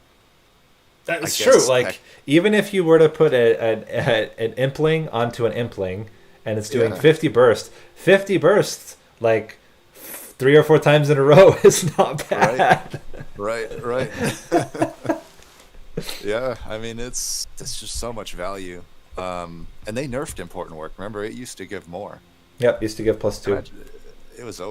It's always been kind of busted, but I think it's even more busted now because the imp builds are more busted now. Yes. Like Fledgling Imp, Transcend Imp, even Welder Helper. Yeah, crazy to think pre-nerf and pre-nerf of Transcend Imp together, you were gaining Ember every time you played it, which was insane. Yep. No, I think it's good. I think it's not you only need it and you win, but it's definitely an important part of a combo, I would put it. Yeah. Yeah. If you have the combo, it'll win it. But obviously, it's skippable. Like, because if you don't have an imp build, why would you want it, right? I would almost say I wouldn't even use it outside of Endless Imp or Imp Sickle. it's. I mean, I might, but I think it significantly loses its value at that point. One of Because the at best- a certain point, you're dry of imps. One of the best parts is that it's rare, so you will only ever take it if you need it. So it's great. Uncommon, actually. Is it uncommon? I thought it was rare. Yeah, it's all common. Important work is uncommon. Which one of them is rare? Imp in a box is Import. uncommon. Oh, it is. Okay. Yeah. I got that mixed up. So yeah, I mean, I guess that's true because I've seen it as a starter card. Duh. Yeah, I've seen it as a starter card. It's not great as a starter card unless you specifically have imps, and then Queen's imps, because it could just be a dead card. You can have Right. Hellhorned Prince, no imps, and you just have a dead, which is not great. But Yeah, I would mean, say- with the queen, it's always good. Yeah. But I guess you probably need a Yin parade at least for Yeah, do Emperor makes something. it pretty nice. Yeah. It needs to be like, I would say 90% of the time it needs to be playable. It's always terrible when you get it early as well, even in imp builds. Like if you get it before you have the endless imp, it kind of gets a little awkward. But Right. imp in a box, I really like it. I really like imp in a box. I think it's good in any deck. Like it's very rare that an imp in a box is just not valuable at all. Yeah, the only time I'll consider skipping is if I'm hardcore just into an overstacked build. At that point, it's like it would still be takeable, honestly, then. But it's like usually I have a better option at that point. But if I have any pip space available, if I have any imp build going, it is a top tier card for sure. Like, and not only that, if you have like a transcendent, it really opens up what can happen. Like I'll often remove the consume on it, or try to purposely return it with like a impish scholar or something, because now you start getting the opportunity to get Pirate Chomper, and that will enable your transcendent to be so easy to play. Yep. Yeah, so good. And then, like you said, you're usually just wanting a fledgling imp. Like I've missed on fledgling imp before and just consume, removed imp in a box, hell vented it, and that was enough. Like eventually I can. Eventually you'll get one. Yeah. Yeah. Yeah, it's just that gives you 2 imps, and then because all of the imps can be just played with minor benefits, like, and the 2 imps can have like synergies with each other, and then also you can have a chance of getting the imp scholar to bring it back again, and that it's like the cherry on top. And I have a conspiracy theory about this. They nerfed it at one point to put the Impish Scholar and Transcendent chance down. Mm-hmm. I feel like they shadow unnerfed that. They might have. Like I feel like I see them a lot more often than I was for a period there, because it was like I had one run where it was like I had a ridiculous imp in a box build where I'd play like at least 3 or 4 a turn, Yeah. and I couldn't find Transcendent at all. Mm. But now it's like I feel like I see it almost every time I have imp in a box in a run. I'll see it at least once or twice. It's like, I don't know. That's just maybe me being paranoid though. I'm also a huge fan of spell chaining it because you have 4, and out of the 4, you're pretty likely to get 1 Pyre Chomper out of there, and then you can play everything. Right. But Yeah, I like spell chain on it. so I would put it also as an important part of a combo. I don't think it can win runs by itself, but I think it's really Yeah. good. Yeah. Yeah. Impressive. And then Implosion. Impressive is it's okay. I think it's you would take it if you can't find important work. Just because you sometimes you want to kill your imps, and then if you don't have any way to kill your imps, that this can work. And also, if you you can still put holdover on it, and then holdover -1. I think this thing costs 1, and you're or even like you can put -1 and spell chain on it, and then you can. No, you can't do that. Never No, mind, it's you're not more. drawing. It's more. I would say it's like if you really don't. I mean, if you really can't get another way to kill your imps off, it's pretty good. Yeah, it's a backup. The attune is like, who cares? I think. Yeah. Yeah. I guess my feelings on it are like, it's kind of like what you guys say, and it's like I would take it if I had very poor way to or I just didn't have a way to sack my imps. But like, I'd almost prefer every other just damage spell to it, because at least those, if I draw them like a Hornbreak, for example, Hornbreak will sacrifice any imp just the same. True, I won't get the front-loaded damage, but I also have the flexibility to kill a backliner with it if I want to, especially if I didn't draw an imp that turn or whatever. I feel like impressive is good on paper, but in practice, I just rarely find it that good. It's like it could do big front-loaded damage if you needed it. I just find I don't need that in Hellhorned much. Like, I really like so much it. Damage, right? I really like it in Imp Parade 3 builds. That's where I really like it, because then you frontline with your Fledgling Imp, you can then kill off your Welder Helper that you're getting. That's where I really like it. Yeah. But yeah, I mean, I agree with that. I think where it can be good, so if you have Imp Parade, and especially if you have Imp Parade 3, then you get the +10 in piercing, and that's 100 piercing, which is like on a different scale. But like, outside of that, I kind of agree. I think it's very niche. Yeah, I guess it's like you need some way to kill off your if you're running like Welder Helper, and also with the Welder Helper the unit buff that gives 10 armor to everybody. You need a way to kill your Welder Helper to play it again. That you and of course you're not offered the important work.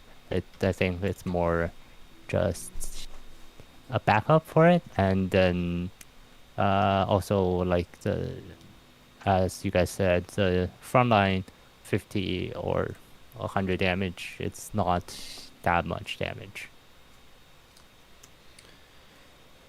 So I put it in niche yellow. Yeah. So, yeah. It's like, yeah, similar to Inflame in terms of typical value I find from it, I feel. Not an ideal card. Implosion. Impolate. Oh, Impolate, sorry. Impolate. It's actually like if you're running on the Queen, the Shartail Queen, it scales off your Imp Parade. Right.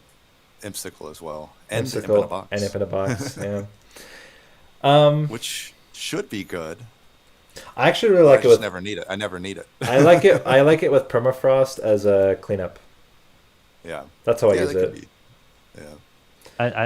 There were some daily challenges that had this, and then you just do play a bunch, and then you have holdover, and you just play like a bunch, 5 or 6 or 7 of them every single turn, and yeah.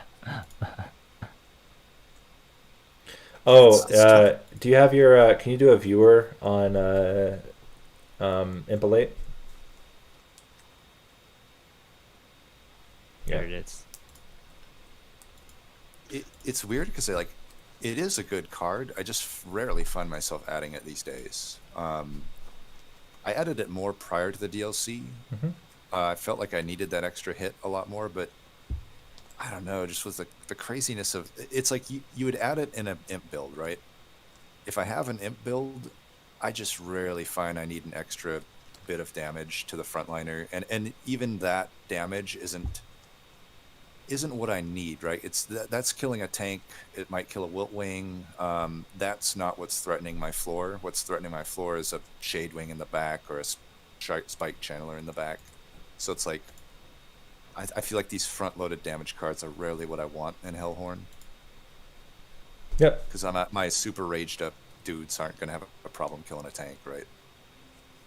But maybe they do. Maybe if it's a weird deck where I'm relying on Inflames and I have Queen Zimplings, then I take an Impolate, sure.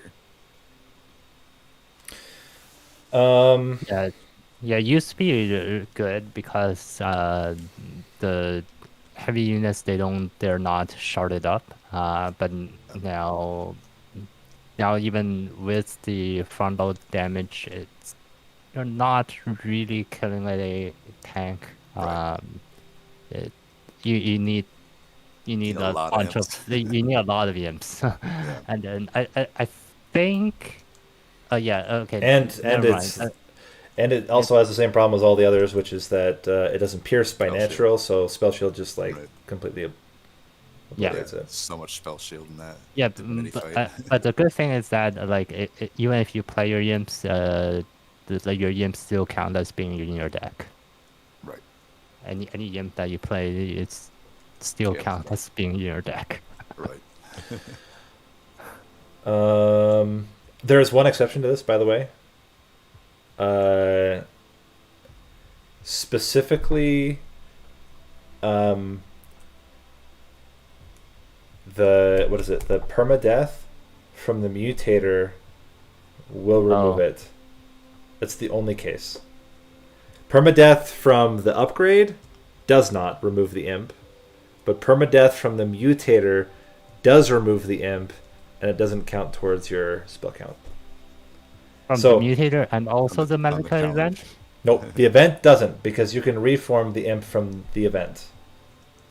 So you can, if you have the stone that makes it whatever, get Endless. plus or not endless. If you have the stone that makes it get extra or become 0 cost, and then also purge, Oh, it will it will be able to be reformed. It will stay in your deck until the end of that round, and then it's gone. the monster rail spike. Yes, the rail spike. But if it's from the mutator, you can't be reformed. It's gone, and then it removes it from the spell damage. Very specific, but just in Okay. case for those of Yeah. you that really just love that permadeath mutator, be aware it will reduce the spell damage of your impelate. Yeah, I think we can put it in also niche. I think it's Yeah.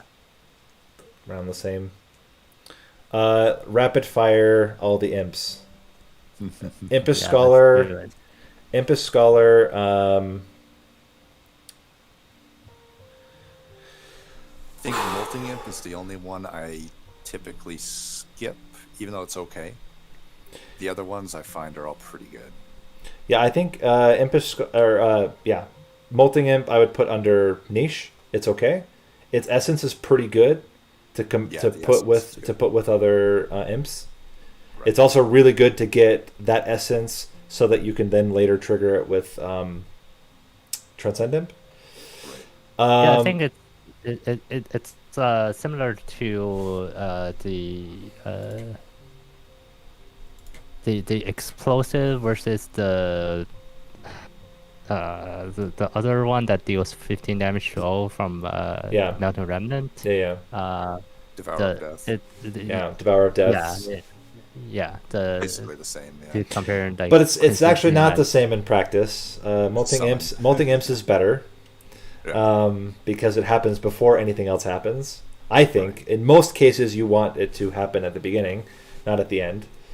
But yeah, and it happens without any other trigger. You don't need it to die. It can live, and you still get the triggering effect. Right. Then if we go to Impish Scholar, I would say Impish Scholar is okay, except that it enables infinites. And it's very important that it can enable infinites. So, but I would still put it at the upper end of this is good in my deck. I don't think you build around infinites most of the time. They're more for fun and for daily challenges. They're not really, or maybe tournaments, but normally I would say you don't do it for that. It's a really good enabler for Transcendent builds, though, because once you have the one Impish Scholar, then you just constantly get back consume cards as well, which is really, really strong. Yeah, it's a swingy card. I'm often skipping it, but there are some even like if you have it on endless and you can control your consume pool, you know, it can be game winning. Last Stand is a good example of one. One Harm Tome can be an example of another one. Those would be the main ones I would say within Hellhorned, but there's also the it's the outside. I think is where you get a lot of the value. Right. But you know, I wouldn't say it has that ceiling, but I'm often skipping this card. I think I like where you've kind of placed it there. It's like it's hard to really fit it anywhere because it's like if it makes sense, it will probably win you the game. If it doesn't make sense, it's probably not worth putting in a deck. Right? The hardest part is that the best cards you want to pair with it are typically rares. Rare consume cards are where it's at. And then you're taking the Scholar for the potential to get a consuming rare card. And then it's hard. It's a bet for the future. There are a handful of uncommons. Like if you get Imp in a box, take an Impish Scholar. Like you just don't even think about it. You just do it. But if you have other ones, or if you're specifically playing Wormkin, you take it every time. Like those are the cases where you auto pick it. But outside of that, I think it's you're hedging for the future, and ideally you just I don't know. I don't know. It's good, but it's not going to be one that you're going to take in the majority of builds. Right. Yeah, I think the Impish Scholar and the Power Trumper, they're of like similar, like in the where when you would pick them because like they have their own like combo that you can do, and of course if you have a Transcendent, it's always good, but like normally in most runs they're a little bit harder to play because for Power Trumper you might draw it and then you might not need the extra Ember that turn, and then as you guys said, the Impish Scholar is just do I have like that those good consume cards that I want to bring back from my consume pile? Like you're just hedging on the future, or if you have a good one, if you picked a good consume card already, then you can just pick it up. And then 3 more. Queen's Impling is niche. It's good, but it's not great. Yeah, all of these. Its essence is good. Its essence is. All of these, their essence are good, but yeah, sure. I think I tend to rate Queen's Impling higher than as far as a what do you call them, starter card than most. I think that the big thing I think that it is worth valuing it. I think still it would probably fit into the niche tier, but like the fact that it can basically win you the run with Transcendent, I think when we think of rare non-banner cards, they come up more often than in comparison to a rare banner. Like Transcendent might be rare, but it doesn't actually show up that infrequently, right? Like it's any individual rare. There's only 8 of these in each clan, and you're guaranteed at least 2 rare drafts on those bosses. Granted, they share from both clans' pools, but even just that alone, it is not an insignificant amount of time that you don't find Transcendent, right? Transcendent, you might not find it in 50% of your runs, but even if you're finding it in 35 or 40% of your runs, the fact that it basically wins you the run is worth adding. Like, to me, that makes the cards pretty valuable. Yeah. The thing is, like, I think the Impish or the Queen's Impling, in that respect, it doesn't win the run because of the Queen's Impling. It wins the run because its essence is so much better. The 40 damage is good. Right. The 10 damage is not, even with Transcendent, is not great. Right. You have to play like, I'm trying to think, like, before you can kill tanks, you have to play at least like a dozen of them. You just don't have that many. So Right. excluding essences, I think its essence is a lot better than it is as a unit. It's Right. certainly one of the better common cards. It's like top 3 common cards because it does everything you want. It has a huge immediate effect. It can Right. be offensive and defensive. It's very versatile, and it goes away once you've played it. Right.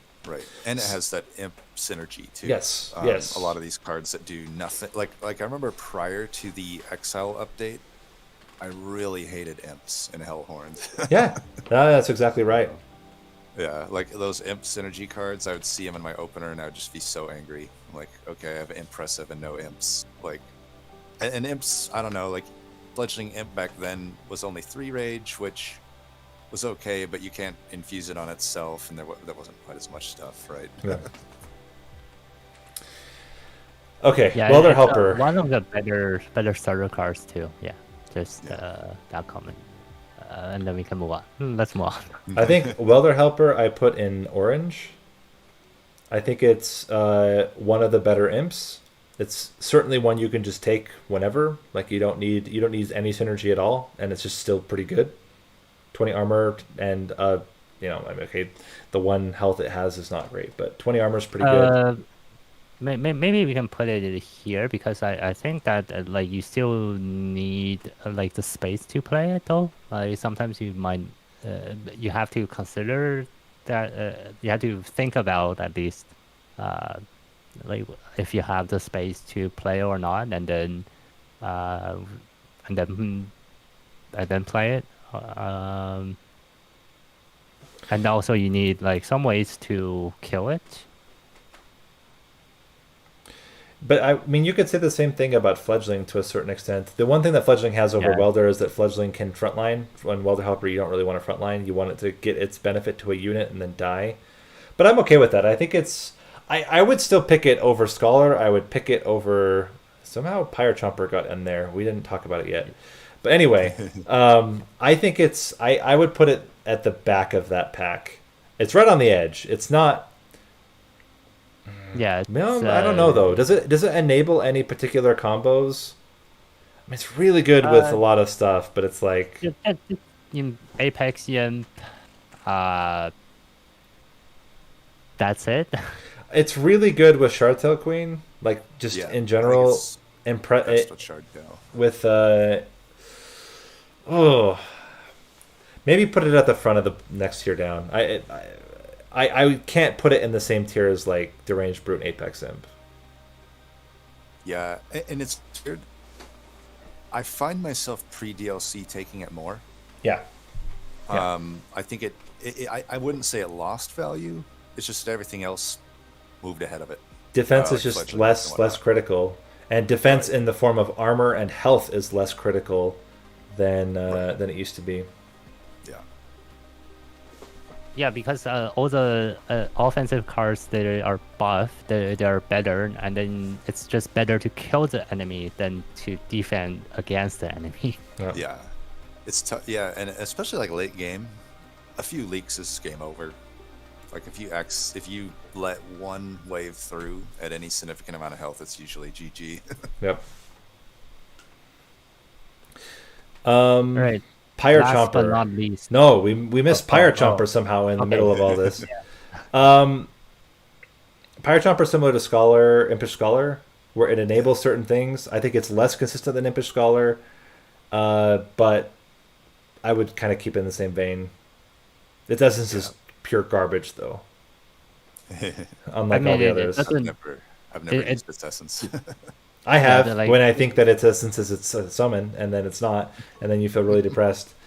But So sometimes like you just, unless you have a transcendent if you can't draw it in the correct turn, sometimes you just draw it and then you don't you don't really need the extra ember, and it's a shuff, so you're just drawing basically a dead card, and then you have to either play it or just shuffle it back into the deck.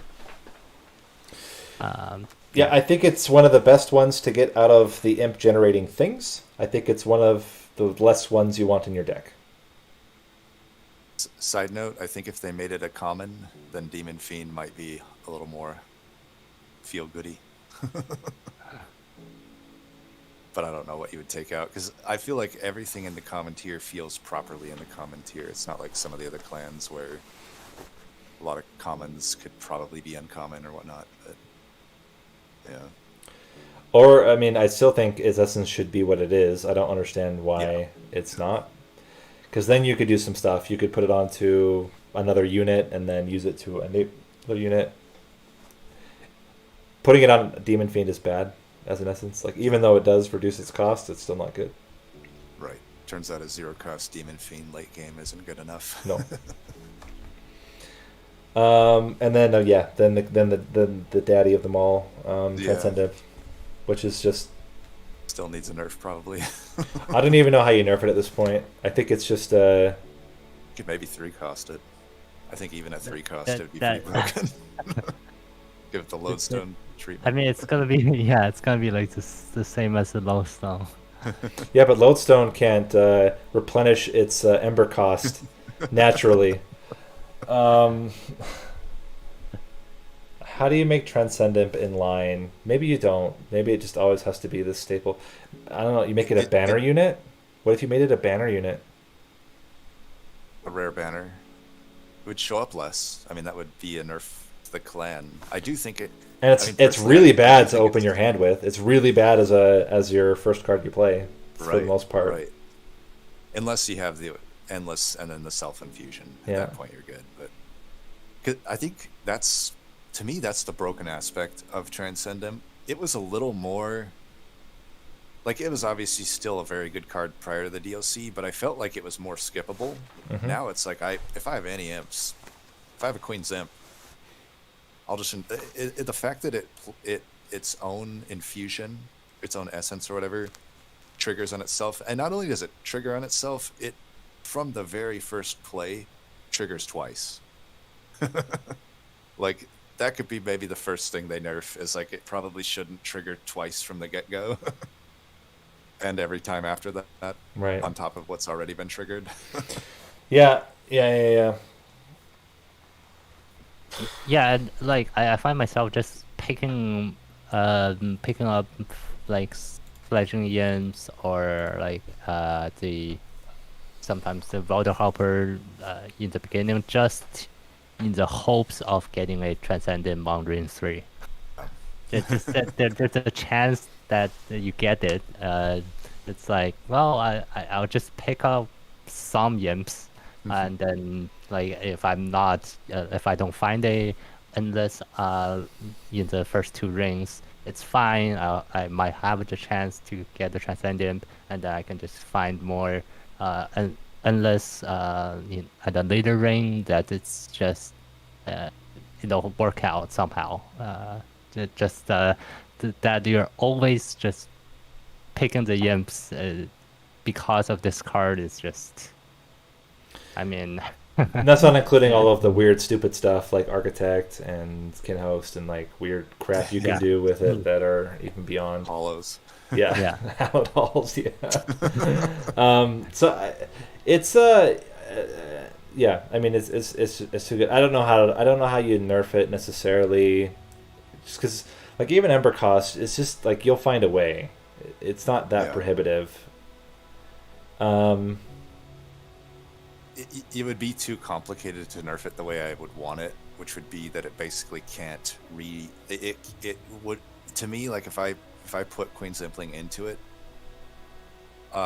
it would be, it's imbalanced that it just gets its own summon. Its text happens. Its text happens after the summon rather than before it.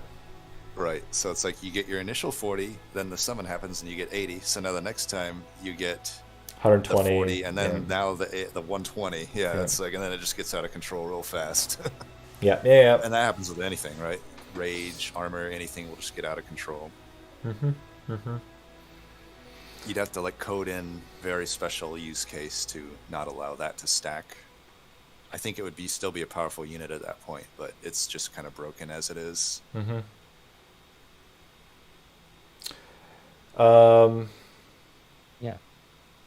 Let's do Inferno and Vent together. I know they're not exactly the same, but I think that they kind of fit. Similar ideas.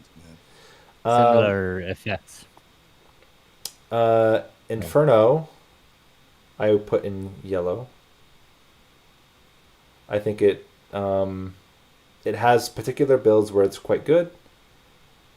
I find that with Hellhorned in particular, it's actually less valuable. I think it would be better in some other... I think it'd be, for example, if this was like a Stygian card, I actually think it would be better. Right. I think in Hellhorned, when... how to say it? Hellhorn's one of the few clans where I almost consistently have multiple floors. Like I usually, especially with Shardtail Queen, I almost always have at least 2 floors with Shardtail Queen. Because I have a floor with Shardtail Queen and Imps, and then I have a floor with whatever else is my other win condition. And then Inferno becomes really awkward because there's one floor I can play it on, and oftentimes that floor doesn't have anything because I've already killed it with my Imps and units. I think it was a little bit better pre-DLC. It's also kind of better post-DLC because -2 is really good with it, but Right. the scenarios when I need the clear, and the fact that it doesn't actually clear as well as it used to because most things have more than 100 health now. I don't know. Yeah, I find it interesting that you rank it kind of lower because I actually agree with you, but I think a lot of people are going to disagree with us. But for everything you just said, I agree. It's like I feel like it doesn't really clear necessarily a lot of the late game.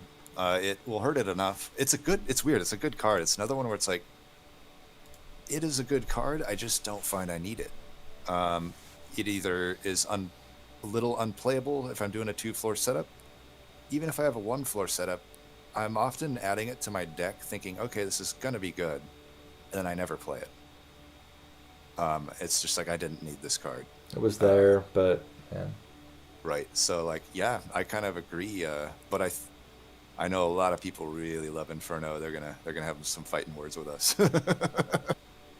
Yeah, I mean it's good in I guess melting is sort of. I think it's best in Stygian because then you can spell weakness. Like that's it. Like the spell weakness combo. Yeah, no. Also. If it had a tune, I actually think it would be good. Because then you could pretty reliably get it to 200 damage. Or even 250 damage, right? Like I think giving it a tune would be the way to go. Without it, I think it's really a struggle. It's tough though because it could be pretty broken at that point because then it's just like you're deleting every floor. Yeah. Which, to be fair, you for do 3 that Ember. with Transcendent already. But I was gonna say for 3 Ember. 3 Ember. Because you'd have to get plus 30 and you have to get -2 to make it a 1 cost. And it kills everything, but it's not going to kill Divinity. Like you'd have to get a lot of them to kill Divinity. I guess that's true, because then if you get spell weakness, then it gets kind of insane. I guess I see that.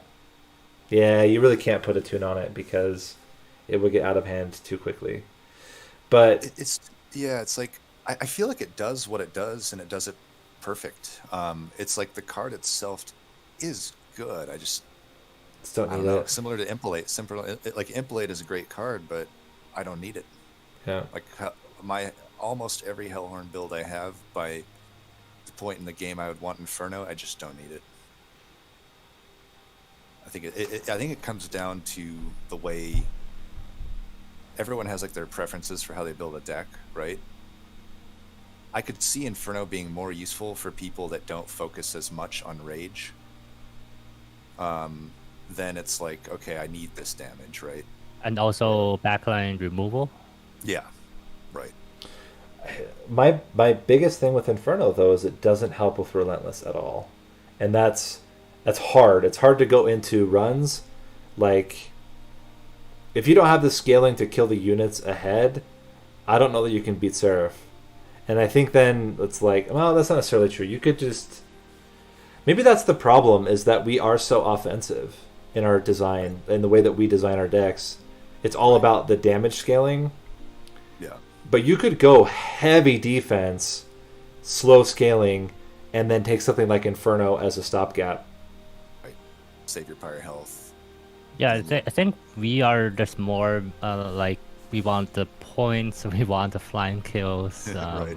so that like we need Well- the mix scaling. So I had a similar thing like with aggressive edible, right? Like aggressive edible is in a lot of ways it does the same thing as what Inferno does, but it puts it onto a unit. It's a way to compensate for slow scaling. I really want to. Okay, now I'm actually curious. I think you could. I think there's a way to do this. Like think like Alpha Fiend. One of the biggest problems with Alpha Fiend is the slow scaling. Like you could maybe make Alpha Fiend work better if you did Inferno as a way to just kind of like set up. Right. Spikes could be more reliable. Okay, I'm gonna play around with it more. I think it's still not great. I think it still is pretty niche, but it could maybe get like light orange if with enough play. Vent is Yeah, good. Right. It's similar to battering ram in a way to me. It's like I know that other players can crush consistently with the card, but that's just because that's the way they construct their decks. The way I construct my deck, I don't need it. Not that I don't need it. It doesn't work well. It doesn't work with our design, with the way that we deck build. I think that's the problem. Right. Is it's how we deck Right. build. I'm gonna say let's put it at the back of this is good in my deck, because I think that this is a me problem and a you problem, not a card problem. Yeah, because it's like I've seen like Rising Dusk, for example. I know uses Inferno a lot, and he's very the way he looks at the game is like he wants just enough. Like he's very specific in what he wants, right? Like just enough to get. Like he won't usually do the insane rage scaling that we might typically do, right? And in that type of scenario, Inferno becomes super top tier. I think Vent is really good. I think it's one of the best AoE spells in the game. Yep. I hate the design of it, but I love this card. the only Makes thing no sense that it's an X cost. No, it doesn't. But I think this is the thing with a lot of the X cost cards these days. Is what an X cost card is a way to dump shard damage onto a card that's 0 cost. Yeah. Because it's like, say you get 50 Ember and pour into Vent, you do 100 damage, yay. Yep. Yep. So and the only problem I have is that it dumps your Ember, which is anti-synergistic with one of the best Hellhorned artifacts, which is the horn, the Unbroken Horn. So that part is a little irritating. At the same time, like being able to just play all your stuff and then 0 cost kill backliners is like really, really, really good. Yeah. Mm-hmm. Yeah, this with the piercing is pretty clutch. Yeah. Yeah, it's because like I think it's one. I guess it's the one that it's the beside Inferno, the one AoE card in Hellhorned, and unlike Stygian, which has a lot of AoE spells, this is common. You get it really early. You can just it can kill ring 1 and ring 2 like without any upgrades. You just need one mana and then it kills. And then and then in the late game you just need to upgrade it with even with like the plus 20 and consume. Just play it once. It'll help you if you can't kill like some backlines, if you don't draw very well. Where Vent is also not great is, and this is true of all AoE cards, is has super anti-synergy with Sweep, and super anti-synergy especially with Slay and Strike. Yeah. So Shadow doesn't love it. no, and even anything with any sweeper with your strike essences, Fiend. Alpha Fiend essence is not going to be happy about it. So it has a little bit of anti-synergy, but at the same time, you're not always playing those builds. And when you're not playing those builds, I find it to be quite good. I think it's a better early game card. I think it falls off to Divinity, because to make it work with Divinity, it needs to have piercing, and it needs to have And extra at least damage. +10. Yeah, and so then you're talking about, even then, like a 20 damage piercing is not enough to kill every backliner. Some of them Right, have 30 right. health, so it's good. I like it early game. I think it's less good the later the game goes, but Like there is an option to put +30 and +10 piercing on this. then card. it's pretty decent. Yeah. Um, Yeah, but there's sometimes you do get those options. So I would put it It's, at the it's front fun. of orange, light orange. Yeah. Well, is it better? Is it actually better than Hornbreak? I think it's similar to Hornbreak for me. Yeah, but Hornbreak Uh, you can use on your own units, and Vent you can't. Right. Right. And I would put Hornbreak ahead of it, just because of the flexibility of the Hornbreak. I could agree with that. Yeah. And Okay. Hornbreak's more relevant late game. I feel. Mm-hmm. Can you still kill those 30 damage shade wings or 30 health shade wings, and 30 damage. I mean they do like 90 damage or something. So it's a bit of damage. Let's do both double cards together. Next. Yep. Put it up here for now. Last Stand's similar to a lot of cards where I think it gained a lot in the DLC, both in the ability to play it, but also the fact that offense is so much more important. The crazy offense is just good. Before it was like it just seemed to win more. Like when would I ever need to double my rage to win a game? It was like if you have enough rage that this is good, you probably had enough rage already. But now it's like I can actually make this be relevant, and I make it relevant pretty often. Like particularly with Wormkin, it's insane. Yeah. I mean that's what I was going to say. There's a lot more ways to get consume cards back these days, and Right. this is a card you don't want to play once. This is a card you want to play 3 or 4 times typically. Right. Or if you want to play it the one time, it's as a finisher. So you stack up, you put permafrost on it, you stack up, and then you play it as a finisher to just make sure you're good at clearing units. Right. So I also agree. I think it's a lot better than it was. Yeah. Yeah, and also like the sometimes it acts as a way to scale up your damage instantly, like to just buff up your damage by a lot. Sometimes like you may have like there may be the nameless siren that you're incanting, it's gaining a rage, but you're not really it's not a lot of rage, and then you're not really killing the front lines, and then if you have doubling all the rage of all your units, then now it can actually kill the front lines, and then you can actually get to the backline units and all that stuff. So it's it acts as like that jump in damage. Interesting too is that you could in Echo Right builds where you have repeater, you only need a fledgling imp. It doesn't have to be endless, and you can still scale enough to kill Divinity and all the units in Divinity. Because let's see, if you have intrinsic and a fledgling imp, and you get your fledgling imp relatively early, or maybe you have intrinsic on another spell or something like that, 10 or 5 rage, doubled across 3 turns, you're already at 40 rage.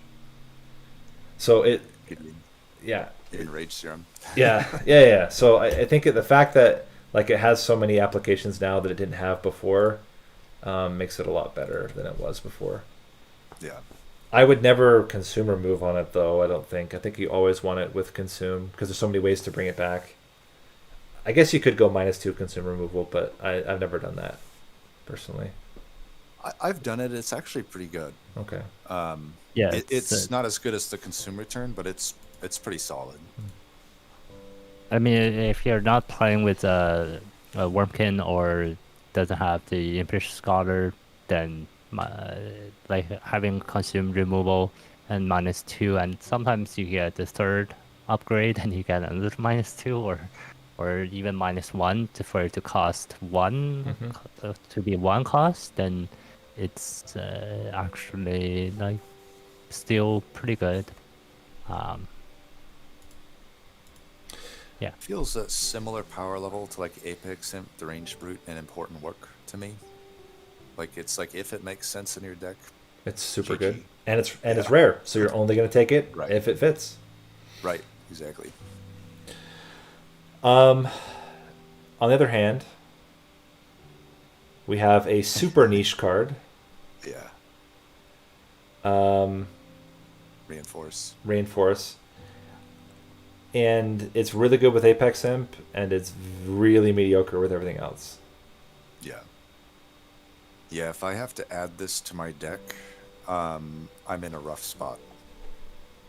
Now, as a card, it is technically good. It can have a lot of value, but it's similar to like what we've kind of the running theme is like defense just doesn't hold a candle to offense. You're better off just dazing units, sapping them, or killing them. Stacking your own armor. This is a card that can put it into hyper mode, but still it's only one unit. It's consume, it's 3 cost, it's a lot to ask for. You have to get the armor up first, and then it's just tough to pull off. It's not unworkable, like it has its uses, but it feels very yellow tier to me. Yeah. Yeah, I agree. That's it. Let's do. I guess we can just do the remaining spells together. They're not really that go together, but I guess let's do the rage, the double rages. So we can do You can do bad all rage the cards. Ritual of Battle and rage. yeah, those ones together.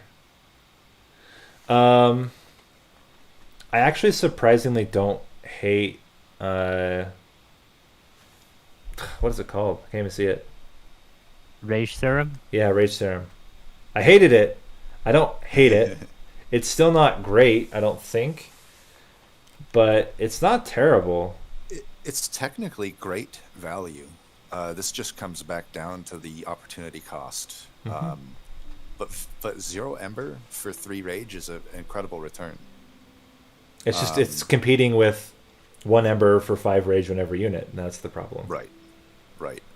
I've actually found decent success with Echo Right Repeater.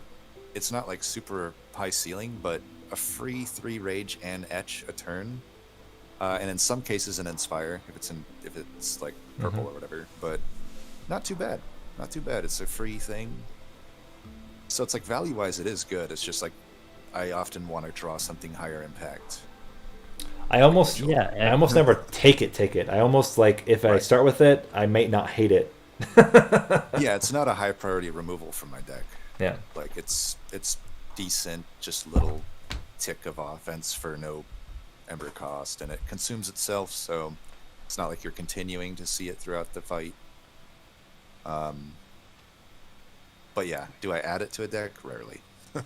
Yeah, and also a lot of times you do get this card in the cavern event that don't forget what's it called, but like Where you get a cavern consume. event. It's a cavern event where you get to pick a consume card. Oh yeah. That has become one of my least favorite cavern events in the DLC.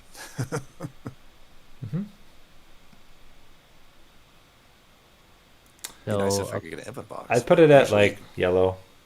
Yeah, maybe seems very similar to Inflame. It's like it's a way to get rage. It's not a good way to get rage. Ritual of Battle. Good way to get rage. Now that is a good way to get rage. Yeah. I think it's probably up there with the best cards to put -2 on in the game. Yep. Absolutely. It is hands down the one I put 2 Ember Stones into the most. It's not even close. It's just, it's nice to have that 110. You know, it costs 110 gold to reroll and spend 2 Ember Stones. So it's nice to have that knowledge that you go into any Merchant of Magic with 110 gold and boom, you have a top tier card. Yep.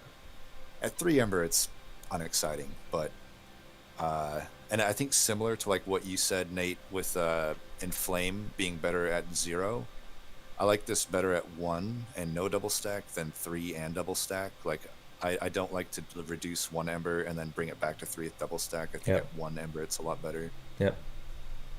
Or at 0 Ember. Yeah, I saw your video on it, Gabriot. Yeah, it's but it's also good like with -2 and double stack. Yeah. So have it two costs, 20 rage. It's it's valuable there. Yeah, pretty good. 40 damage, not too bad. Yeah, it's really good. It's just like just a really good card. It doesn't. You don't really need the extra pip space to play it, unlike the Fledgling Imp. But then with the Fledgling Imp, you can there's more advantages for the Fledgling Imp. Right. The ceiling's higher with Fledgling. I think the thing with Ritual that makes it, in particular, very strong right now is that the advent of sweep being so strong. So anytime you have any kind of sweep, it's really, really good. Your multi-strike units want heavy burst damage as quickly as possible. The other thing is that rage falls off, like eventually, like over time. But when you start with 10, like assuming there's no cleanse or whatever, right? You're like 10 turns of like getting your rage back, and that's often a big problem with rage, especially during relentless combats, is it falls off, like it goes away, but the more you have, the better it gets, right? So it's, I mean, you can get higher, you can get higher rage in a single card play, but not without like a really bizarre deck. So yeah, for that. And this is the thing that I think the DLC also did, is the -2 stone just enabled a lot of stuff to become so much easier. Right. It's really, I mean, the optimal, at least in my opinion, optimal is you get -2, you get -1, and then you get a ×5 Cavern event where you don't have to eat the shards. You just get a whole bunch of these, and it's gravy train. Yeah. And I think this is one of the best ×5 cards, I feel. Just in general. Yeah, I mean, that's it warps your, as a starting card, it warps your early choices. It's like you may not even go early unit upgrade. You might just go for spells so you can get this low enough that maybe you hit that Cavern event. Right. Yeah. And then you can hell vent it earlier and whatnot. Yeah. So I keep it in where it is. I think it's the right spot. I wouldn't put it higher than that necessarily. Yeah. It's like it's a step lower than Last Stand. Well, kind of. It's like equal to Last Stand, I think. It's equal. Yeah, maybe equal. Very similar to like Hidden Passage in that. Just a very solid common that you can build around. Spike of the Hellhorn's pretty trash. Yeah. Yeah, it's one of the worst X-Cost cards. It's yeah. I might think it is. I think it is now the worst of the X-Cost cards. The only thing I'll give it is, at least as an X-Cost, it has opportunity to do good things as an X-Cost, but it's so rare that it actually does that. I think you need minimum 5 Ember before it's like actually worth. Yeah, you need, like, it's okay with like the +3 per whatever it's called, last page or for whatever it's called. Oh, First Hell Pact. First Hell Pact, yeah. And even then though, like, it's kind of it's like a 0-cost Inflame at that point. It's okay. Yeah. And it consumes. You can add things to it, but that double stack and whatnot. I don't take it much. I'm in a weird spot if I have to take it. Yeah, it's just difficult to play, and even if you have first health pact, there are just so many much better Xbox cards, especially for the event, for that spike event, that you get to choose which spike you get, and Has to why be the would worst you spike. choose this? Why would you choose a Hellhorned spike Right. when the like Awoken spike is so much better? Yeah. The irony is that the one time it's actually really, really good is the one time you'll never need it, which is in Transcendent builds, because you can build up insane amounts of Ember and you don't need it because you also have been building up crazy amounts of other buffs. So Right. yeah, it's a little bit of an awkward card. I could see green tier for it. Yeah, that's where I would put it. Yeah. Like maybe like in some niche cases, like the Wormkin, the one that gives you Ember, the card that gives you Ember, and then there's also the Umbra, doubles your Ember, maybe. I think I did have a run like that once, which was good, but it's pretty. I like double, basically 3 points into repeater, so you get 2 back a turn, and then you get Ember and the spike back. It's okay at that point. Not even as insane as you think it would be, though. Yeah, okay. But it is good. But it's very niche. Maybe let's do the 2 last units together. Then we can do the last 2 spells. So we have Steelworker, Railbeater. I mean, already I think they both are sitting where they belong. They're both really good. They went from 2 of the worst units in the game to 2 of the better units of the game. Yep. Yeah, it's like Steelworker actually like it applies 5 armor to all friendly units. I think it used to be just to itself. Yep. Right. Yeah. It's horrible. And then now it's like now there's, but now that like its essence is also really good. So and then you can just stack up the units, stack 2 of the same units with the Steelworker essence, and then you get more. You get just 10 armor, and then you just stacks on itself. It is. Yeah. Railhammer makes it insane too. It is the. It has become the. I said there was only one. This is the second divinity counter. This is top floor divinity. Yep. This is how you play top floor divinity. So. Yep. Yeah. You can directly calculate how much of it you need to. Yep. It's crazy. I could see them nerfing the essence at least. Yeah. Give it more of a reason to be a unit. Though I will say, lately I've been using it as a unit, and it's still pretty insane, just as a unit. And self-infused, it's 10 armor to the floor, and if you have a railhammer, it's like what, 9? 8? 9. It's plus 4. And right. The other thing, it's a demon, so Gurg's Goad is always a thing. And I've turned it into a carry. Yeah. Yeah, it's super good. And then the next would be Railbeater. Yeah. Railbeater also really good. Turns out that doubling your damage, pretty good. Good thing. Good stats too defensively. So it's like you can fit it. You can basically just copy the unit a bunch and have it be both the front and backliner. Then it doesn't matter what order you draw them in. Then it's I mean, versatile. like the change to this spell melee weakness, it's just so much better, and from before the pushback. But this, it's just you play it. Like Gurg's Gold, it's really good on it. And then you have this as a front line, and then you have a back line that does a lot of damage, or even you can just buff this guy with a lot of rage as well, and or you can infuse it with like some some Warrior. scaling, Mhm. scaling essence, and then it just continues to deal double the damage. Important to Sometimes note as well, really, really good in combination with Trample. So, I mean, it's a very rare thing, but Trample does roll over the melee weakness extra damage. Sometimes it's relevant. Not always, but sometimes. yeah, you're like pseudo Seraph the Patient.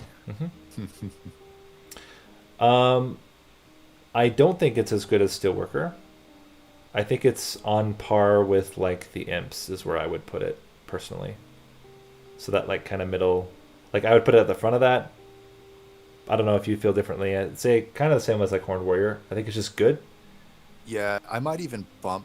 I would put it there, but also, I feel like I would bump Horned right next to it, and Welder Helper. I feel like Horned Warrior and Railbeater are pretty similar to me. Yeah.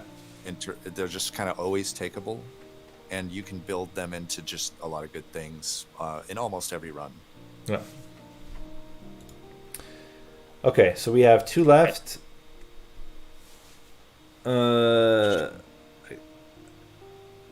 March of Shields. March for me is pretty niche just because I only want it in an overstack build typically, and only if I can't control which unit is in front, which honestly most of the time I can. But if I need it, it's a godsend. It's like you're praying that you get that card and it just saves your run. It has some flexibility, like you can use it on enemies to displace them, but That's not similar to really like the a big Vine thing. Grasp. Right, it's not a huge aspect of it. And I don't think the 10 armor is okay. I think it's, if you're just adding it for defense, I think it's a low value add.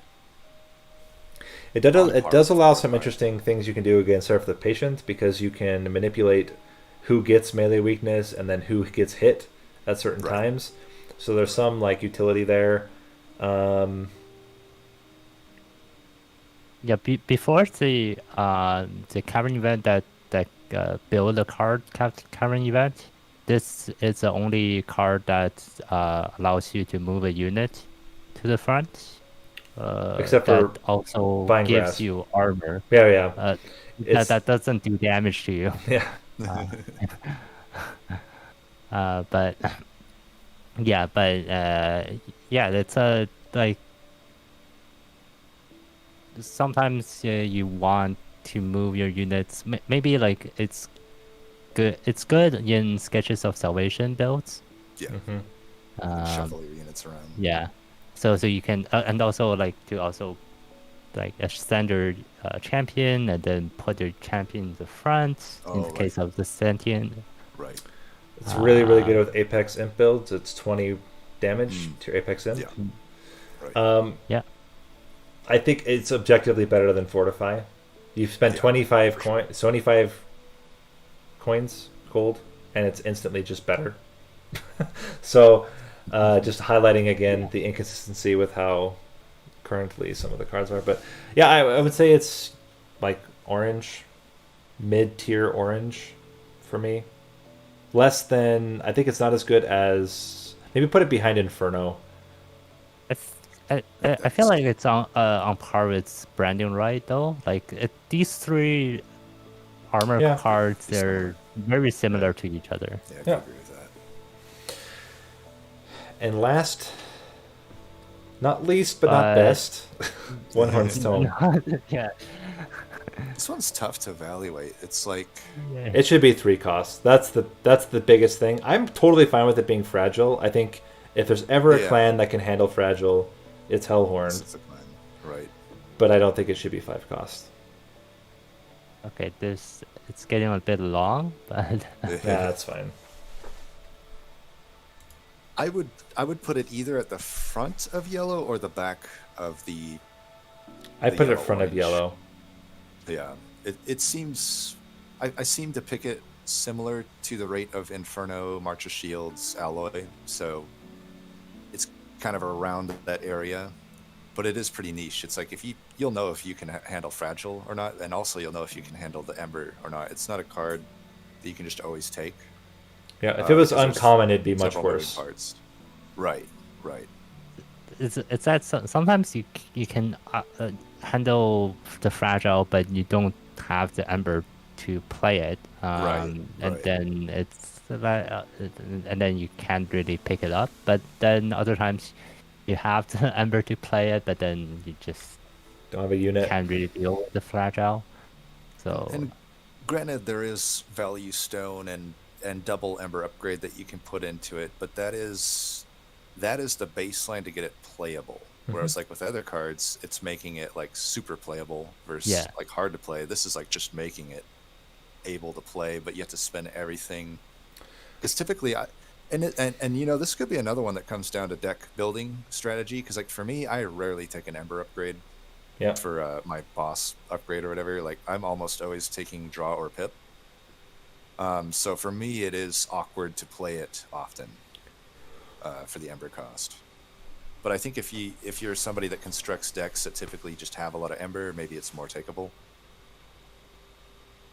yeah, and Five also is like ridiculous. in my opinion, that like if you're upgrading this with -2 cost, you're not upgrading other cards with -2 cost. So there's it came back to the opportunity cost again. But like I think as the general rule when picking cards, it's like you should considering the strength of the card is good, but also the opportunity cost of you drawing the cards or like using the upgrades on this card versus the other cards, it's more valuable because the you want a good deck, and then this is also why like the Sinner decks are usually just much better than fatter decks. Fatter decks. It is the single best card to put with a 1 repeater, 2 still Echo Right. Especially if you have First of Kin. Then you just win. That's an automatic win. But that's a very, very specific combo. No, I think this looks pretty good. I think this is right. It emphasizes the fact that like in Hellhorned, imp builds are still very supreme. Rage builds as well. Overstacking. So it's rage, overstacking, and armor is just not as good as rage right now. And there's just the ways that you would dump your ember are just not great. There's not like most of the stuff that you need to win in Hellhorned is low cost, which is interesting. I think it highlights the need to rework a little bit the clan. Like if you get a high ember cost thing, you should be getting a lot of value out of it, and a lot of them just don't provide the value that you want, regardless of ember cost. It's like if you compare like Spike of the Hellhorn to Ritual, like how much X cost you have to pour in to get just the baseline there, like, or even like Fledgling Imp or something. Yeah. But I do think the clan is very powerful. For me, they're my best clan. It's like I don't think it's like the clan is weak or anything. I just kind of agree with you though that like there is oddness with the themes. It's a flavor issue for me. Right. I think they may just because they built this clan first, and then they just has a lot of cards that got carried over and then just weren't really dealt with. Unlike something like the Melting Remnant, which has a really clear couple of themes. Clan identity. Yeah. Melting Remnant or Umbra, really, to that matter. Yeah, I mean everything. I mean, even Awoken, you can see improvements in terms of identity. But then once you get into like Stygian, Umbra, Melting Remnant, Wormkin, you get like very clear identities around how they operate. And Hellhorn sits in this space where it's like it's got its things, but I don't know. It just doesn't feel as flavorful. Apart from imp decks just being insanely good. Like imps with imps is good, but And also, like, I guess it's because it's a beginner clan. Yeah. Cards need to be simple to play. Mechanics shouldn't be that difficult to understand.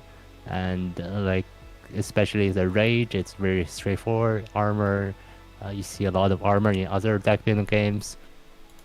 So, rage as well. You see rage in other clans. rage, yeah. So I think it also suffers from data aspect. Like, it needs to be simple, but maybe like still it needs some identity. Also has the most beginner trap cards in the game. So Yeah. I've got to go. This has been really good. Yeah. I appreciate Yeah. you This guys is fun. taking the time and kind of organizing this as well. I don't know why I'm switching off of that. Sorry for people I'm watching on Twitch and YouTube. We're gonna come back at another time and do more. Certainly the other clans, also some other ideas about tier lists. And I'm gonna sign off. So thanks you guys. Talk to you guys later. Yeah, thanks. Nate. Yeah, It's thank you. fun. Thanks, NightAngel. Bye. Bye. And for everybody else still watching, thanks for watching. Hope you guys enjoyed this community tier list. Let me know in the comments of the video what you think, what you would change, what you do differently.